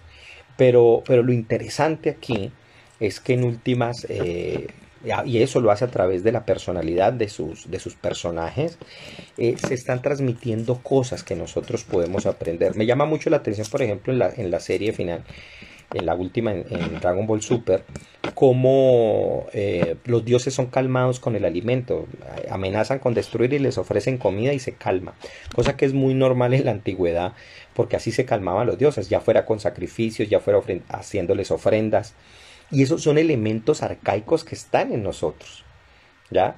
Que nosotros todavía tenemos y que vehiculamos a través de narrativas. Pero esas narrativas están hechas no solamente para divertirnos literariamente, sino para impulsarnos a algo mucho más importante. Entonces, voy a contar, o con juegos los dos niños. ¿Cómo así? A ver, Jack, ¿qué me quiere decir con o con juegos los dos niños? A ver, veremos a que me expliques un poco más y vemos a ver qué es eso. Bueno, yo para mencionar, y eso lo hice una vez en un escrito, eh, lo hice en un escrito que le llamé hasta de una caricatura se puede aprender, y hablo de 8 cosas, al menos de las que yo he aprendido de Goku, viéndolo, y que me di cuenta que uno tiene que aprender en la vida personal. Y ese es el verdadero impulso chamánico. El impulso chamánico no es solamente tener poderes o toda esa serie de cosas que generalmente se hablan, sino tener, y yo lo defino así, tener en realidad una etiqueta con el universo, tener, ser noble con lo que existe y tratar a las cosas de la mejor manera posible, ¿ya? Controlando precisamente lo que somos. Hay veces uno quisiera destruir, matar, a aniquilar al que le cae gordo porque no se lo aguanta, pero no, esa no es la vida. De eso no se trata. Hay que comenzar a entender, hay que comenzar a trabajar las cosas, a trabajar lo que se tiene y superarse a uno mismo y saber que no hay límites. Pero esos límites no quiere decir que tenga que pasar por encima de todos, sino que tengo que aprender a encontrar que yo puedo ampliar mis límites sin volverme destructivo. Dice, me refiero a la parte que decías de la comida para calmar a los dioses. En Dragon Ball Super con juegos también se calman. Sí, sí, planteándoles cosas, es cierto. Planteándoles dilemas, planteándoles paradojas, ¿ya? Alterando las posiciones de ellos. Hay una cosa interesante que me llama mucho la atención del personaje Goku, y es que cuando llega ante el Dios Supremo, todos le causan una reverencia absoluta a este niño, y él lo que él quiere no es tener gente que lo reverencie, quiere tener gente que converse con él. ¿Ya? Entonces todos los que lo adoran están así temiendo y él está aburrido de los aduladores. Él lo que quiere es alguien que le converse, y cuando llega Goku fresco a conversarle, todos están aterrados y él no, porque él es como otro niño. Y cuando hay esa posibilidad del juego, hay una posibilidad de liberación. ¿Ya? Eso es bien importante, eso es un proceso incluso importante para lo que nosotros conocemos como espiritualidad, el juego con la realidad, el juego y la transformación, un elemento que es importante y que nos ayuda incluso a encontrar la forma de vehicular el arte. Entonces, los 8 cosas para ir concluyendo. Y no sé, bueno, y me van comentando qué les ha parecido el tema y si les gustó y si les llamó la atención y qué es lo que vamos bueno, si este tema, como lo he tratado, les ha gustado. La primera de las cosas que yo encontré, que yo siempre he aprendido del personaje, y es que siempre se quiere hacer más fuerte, nunca está contento con su estado actual. Me parece supremamente llamativo eso en el personaje. Es decir, su estado actual no es lo definitivo nunca, debe haber siempre algo más. ¿Ah? Por eso me gusta una parte de la canción que dice, pues una sorpresa habrá y voy a encontrarla en algún lugar. Y es que en efecto nosotros no podemos pensar que nos quedamos aquí, nos quedamos en el límite, sino que siempre puedo buscar ser más fuerte. Pero esa fuerza no es para someter, no es para tiranizar, porque si algo él detesta son los tiranos, son la gente que oprime. Son los que quieren destruir a los demás porque simplemente tienen más poder. Él quiere conocer si hay más poder para ver qué puedo hacer con ese poder. Segunda cosa que aprendí, que él siempre pelea con felicidad y agradece en el fondo siempre a su contrincante. Es decir, combate con fiereza, a matar, pero siempre vive agradecido con su contrincante. Que eso es una de las cosas que yo más he aprendido en las artes marciales, cuando las pocas veces que me enfrentaba a alguien luchando, el otro que está allí, bueno, obviamente es un combate, ¿no? Y está mediado por muchas cosas, pero el otro que está allí, por el hecho de golpear, dejarse golpear y que él me golpee, le debo respeto. Y los enemigos, de una forma muy profunda de entender las cosas, es que en realidad los enemigos nos hacen avanzar en el camino. Y uno en el fondo debe tenerle cierto respeto, por más contrario que sea, ¿ya? Y uno debe pelear con felicidad. Incluso, eso vale incluso para las peleas sociales, para los logros que tenemos que hacer. Uno no puede ser infeliz queriendo ayudar a los demás. Y buscar ciertas luchas personales debe ser feliz. Tercera cosa que aprendí, que nunca ha perdido el respeto por sus maestros por más que los haya superado en poder. Eso es algo importantísimo. Hay gente que logra tener 2 títulos más que aquel que les enseñó y ya lo miran mal. ¿Ya? Goku no, Goku todavía a sus maestros les llama maestros. Por más que su poder los excede en muchísimo de acuerdo a la narrativa. Y eso es algo importante porque es parte de la humildad del guerrero. ¿Ya? La persona debe saber que, por ejemplo, yo puedo haber tenido muchos más logros que mis maestros, pero ellos son mis maestros. Puedo tener mucho más conocimiento y yo reconozco que hay en cosas que a las personas muchas personas que me enseñaron en mi camino personal, yo excedo en conocimiento, pero no me vale de nada yo nunca los voy a humillar, son mis maestros. Entonces, eso es un elemento bien importante, ¿no? Seguirles llamando maestros. y él lo hace. Cuarta cosa que aprendí, que es una de las cosas más llamativas y que yo creo que la gente lo detecta muy fácil, y es que sabe volver a sus enemigos amigos. Y eso es súper valioso. Que incluso eso recoge una frase del Pirkei Avot en el judaísmo que dice: ¿quién es el fuerte? El que hace de su enemigo un amigo. Y lo veo precisamente en el personaje, porque muchos de sus contendientes, en últimas, él no los elimina porque dice: esta fuerza la necesito, esta fuerza me ayuda, él tiene algo particular que me va a hacer mejor a mí, no lo puedo eliminar. ¿Ya? ¿Y qué valor de ese de volver a su enemigo un amigo? ¿Ya? Y ojo, porque no es que él se vuelva amigo del enemigo, porque él no se vuelve como el malo, sino que vuelve a su enemigo un amigo, es decir, lo trae a su favor. Eso hizo con Piccolo, eso hizo con Vegeta, eso de algún modo hizo con Freezer, aunque todavía no se sabe cómo se resuelva allí ese dilema, pero en últimas terminaron colaborando en las últimas peleas de Dragon Ball Super. Y esa transformación es muy importante, porque, y eso es uno de los elementos que yo les decía, la unión del bien y el mal con un fin común. Porque créanme que eso que llamamos mal o la fuerza del mal, en realidad se necesita mucho para poder vencer obstáculos más grandes. Algún día cuando hablemos del mal, que algún día le dedicaré uno de los jueves temáticos a hablar del mal, hablaré sobre eso. Eh, También la quinta cosa que aprendí, y es que toda batalla en realidad es una oportunidad para mejorar. Las batallas no las ve él como algo no solamente para acabar con el otro, sino que antes de acabar con el otro en realidad tiene que acabar con su estado, el que él tiene en ese momento. Y es la oportunidad que él tiene para mejorar. O si no, no se le presentaría esa oportunidad, esa ocasión. Entonces, cada momento en que lucha con alegría, lo hace con un fin muy importante, y es que siempre va a mejorar. Yo creo que la gente es muy mala para hacer los exámenes. Yo aprendí esto con el tiempo. Me encantan los exámenes porque en últimas entendí que eran batallas conmigo mismo, con el conocimiento, no con el profesor, no con el docente, sino que el docente es la posibilidad de que yo me pueda superar presentándome dilemas y obstáculos. Y lo mismo vale para cualquier circunstancia. Yo a veces estoy en circunstancias mal, como cualquier persona, pero me acuerdo que es un campo de batalla y simplemente digo: no puedo ser derrotado y tengo que pasar esa situación. Punto. No hay otra. Y tengo que ganar. Y como me enseñó una vez un gran profesor de artes marciales, me decía: si usted va a pelear, nunca vaya a pelear si sabe que va a perder. Es decir, nunca se enfrente sin necesidad a algo que va a perder. Y esto me lleva a la sexta cosa que he aprendido de Goku. Si algo está más allá de sus fuerzas, espera el momento oportuno, preparándose para poder superarlo. Es decir, él no es tonto, aunque sea tonto para otras cosas, sabe claramente que algo lo supera. Hay gente que dice: yo puedo con algo, y no puede, y pum, la vida lo tira y lo manda lejos.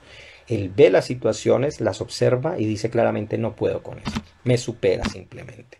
Me retiro, me preparo y vuelvo. Y eso es un elemento importantísimo. Eso es un elemento que incluso en el mundo de los chamanes, que exploran toda la conciencia, que exploran todo lo divino y lo ultraterreno, también lo saben. ¿Qué momento acceder a ciertas cosas y cuando no? Retirarme, que es importante. Y eso no quiere decir que uno sea un cobarde, quiere decir que admite las cosas como son. La séptima cosa que he aprendido: cuida y protege mucho a los suyos y a sus amigos. Es decir, él constantemente lo que hace no es por él, sino que hay alguien a quien cuidar. Y eso es importantísimo. Son Wukong, el personaje original de Viaje al Oeste, era feliz cuidando a los suyos. ¿Ya? Y eso uno en la vida diaria lo debe aprender. Es tan rico compartir, y en la medida en que uno puede, con los amigos, y invitarlos. Y el dinero es para eso. Cuando uno puede hacerlo, chévere. Tomémonos una cerveza, tomemos esta cosa. Eso es para compartirlo. Y cuidar de las personas que uno quiere es una oportunidad muy grande. Muchas veces uno regaña a los amigos, a los hijos, pero es porque los quiere, ¿ya? Y porque es una forma de protegerlos. Y la octava cosa, y que me he dado cuenta que el personaje hace, y es que agradece hasta el más mínimo detalle.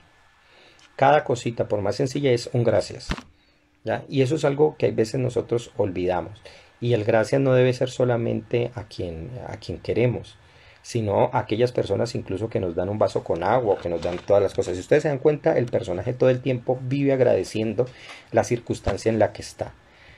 Y eso, bueno, esas son las 8 cosas. Yo no sé, ¿ustedes han aprendido algo, por ejemplo? Esa quisiera hacerle la pregunta. Ahora, ¿qué tiene que ver esto último? ¿Qué tiene que ver todo esto que yo les he dicho eh, con esto del chamanismo? Pues muy sencillo. Y es que una persona en realidad no puede explorar todos esos mundos, sean reales o no, sean fantasiosos o no, no los puede explorar si no tiene un código ético muy fuerte que le ayude a avanzar sobre ellos, ¿ya? Si no tiene una forma y una perspectiva de tratar a los demás de una manera adecuada. Y es una lástima que las universidades estén perdiendo muchas veces, está perdiendo el interés del público porque no se atreven en sus aulas a tratar con los estudiantes este tipo de temas, a tratar de ayudarles en sus momentos difíciles. Yo muchas veces en clases, si tenía que parar para hablar de un problema personal de un estudiante, no exponerlo por supuesto, pero si teníamos que tratar, lo hacía, porque ese estudiante no me va a entender igual si viene preocupado por algo que le pasó en la casa. ¿Cómo va a entender una operación? ¿Cómo va a entender un concepto? ¿Cómo va a asimilar una teoría si ese estudiante en su casa está pasando por problemas, si no tiene cómo superar las cosas, si tiene enemigos que son más fuertes que él? Y ese enemigo son las deudas, ese enemigo son la gente que se burla de ese muchacho, de esa muchacha. ¿Cómo va a hacerlo? El conocimiento no entra en las personas si no hay un poder regulado en uno mismo que le ayude a aceptar la realidad como es y a entenderla y a integrarse con ella sin miedo. Entonces todo esto son en últimas lo que yo encuentro que es tan importante en la serie, que está transmitiéndose en el fondo y que lleva a que la gente la vea, ¿ya? Que la gente en últimas implícitamente está aprendiendo valores, implícitamente está aprendiendo conceptos muy básicos para su comportamiento y para su vida diaria. Dice aquí Caribusi, entonces Goku conserva la capacidad de asombro por las cosas nuevas como lo tienen los niños. Sí, eso es cierto. Es un personaje que todo el tiempo, ay, una mariposa, ay, no sé qué. Todo el tiempo vive como elevado, ¿no? Y es tremendamente inocente. Yo, por ejemplo, uno descubre cosas muy chistosas del personaje al cabo del tiempo porque es entre bobo y extremadamente pasado, aunque es un genio en las artes marciales, ¿no? Pero en otros términos es totalmente, por ejemplo, lo sexual es tremenda. No sé cómo tuvo 2 hijos y se ha salido con unas cosas que se le ve la inocencia tremenda. Eh, ¿Qué otras cosas? Miren, por ejemplo, lo que puede hacer una caricatura. Con razón la gente se salía, en el fondo estaba aprendiendo más, ¿ya? Porque lo otro lo podía resolver leyendo un libro, preguntándole a un compañero o volviéndole a preguntar al profesor. Pero los temas profundos que la gente no está enseñando, que en las aulas no se están enseñando de verdad, por miedo a caer en lo sentimental, eso sí, sin caer en ciertos posmodernismos innecesarios, pero se están evitando y eso también es importante y eso es parte del conocimiento. Entonces, bueno, no sé si hay algún otro comentario más. Aquí vamos a dejar este jueves de Paulo y sus mundos, donde vimos el lado chamánico de Dragon Ball. Espero que les haya gustado, pero no se olviden, ya viene el siguiente mes. Y este mes que viene tiene temas muy interesantes. Espero les guste. También no se olviden, si hay un tema que quisieran que tratara, también dígamelo. Estoy investigando sobre otros para ir al siguiente mes. Yo ya me voy adelantando a más o menos 2 meses de investigando y quiero traer para dentro de en octubre quiero traer invitados, comenzar a incluir gente que quiera conversar conmigo aquí y hablemos de cosas que quieran exponer. Ya tengo unos invitados allí pensados, y los invito, pues, al que quiera conversar me llama, hablamos de qué tema y podemos incluirlos acá. La próxima semana, ya iniciando septiembre, vamos a tener los siguientes temas. Eh, vamos a hablar de la semiótica o el cómo entenderlo todo. ¿Qué es la semiótica? ¿Por qué es tan importante? ¿Por qué se le ha considerado, entre comillas, la matemática de las ciencias humanas? ¿Por qué es tan importante conocer los signos y cuáles son sus tipologías? ¿De qué se trata? ¿Para qué nos sirve la semiótica? ¿Por qué nos ayuda a profundizar sobre la realidad? ¿Y por qué le llamo yo que es la forma de poder comprender el todo? Porque en realidad cuando entendemos la semiótica nos vamos a abordar y a entender cualquier cosa porque todo es básicamente un signo. El siguiente tema, después de ese, va a ser uno de los autores favoritos míos. Hace años no lo leo porque para poder separarse de él es muy difícil, pero uno tiene que darle su distancia para volverlo a apreciar y yo creo que es un momento de volver a tratarlo y hablar. Voy a hablar de Jorge Luis Borges. Le llamaré yo aquí como subtítulo El bibliotecario del tiempo. Hablaremos de su obra, de su vida y de pues cómo me ha enriquecido a mí personalmente, por supuesto, la obra de Jorge Luis Borges. La tercera semana de septiembre ya vamos a tratar de otro de mis temas favoritos y que de propósito también vamos a seguir hablando de los idiomas y voy a dedicarle a mi idioma favorito, que es el hebreo. Vamos a hablar de, y para todo el que le interese, casi que va a ser una introducción al hebreo, vamos a hablar del origen, porque es un idioma, como lo he llamado allí, multidimensional, que hace que el hebreo sea tan fascinante para muchos, a pesar de que no conozca mucho de la cultura hebrea, pero recoja cierta magia. Y la última semana vamos a hablar de un tema que está muy de moda desde el 2016, que son las fake news y la posverdad. Cómo superar esas instancias que en este momento se expresan y aparecen en los periódicos. Que a propósito sobre ese tema, pues desarrollaré más adelante un taller. Dice, dice Jack Yard, dice, me pareció muy interesante la forma en que miras el trasfondo de estas series, que uno simplemente ve y no mira. Sí, exactamente, hay mucho de fondo, y hay muchísimas series. Me encantaría que hubiera un público nuevo, por ejemplo, para Neon Genesis Evangelion, que es una de las grandes series del anime, pero incluso me gustaría, antes de poder hablar de esa serie, hablar un poco de Kabbalah. No lo voy a hacer ahora todavía, porque habría que tener ese antecedente de la Kabbalah para refinar muchos de los elementos que están allí implícitos en esa espectacular serie de los años 90. No he visto mucho, no he tenido tiempo, seguramente han hecho muchas series en la actualidad, pero no hay tiempo en realidad para ver tanta cosa. Estoy hablando de lo que yo vi en algún momento, pero si me recomiendan alguna serie que algún día quisiera que les hiciera un comentario, pues la podemos hacer. Dragon Ball porque ya es una serie familiar para mí, para muchos por supuesto, a la que le tengo no solamente un gusto, sino un especial cariño por todo lo que yo he aprendido. Bueno, muchas gracias, no es más, nos vemos, espero que estén la próxima semana aquí, vamos a hablar de la semiótica y cómo entenderlo todo. Muchísimas gracias, espero estén muy bien y que este programa de hoy les haya gustado. Hasta luego.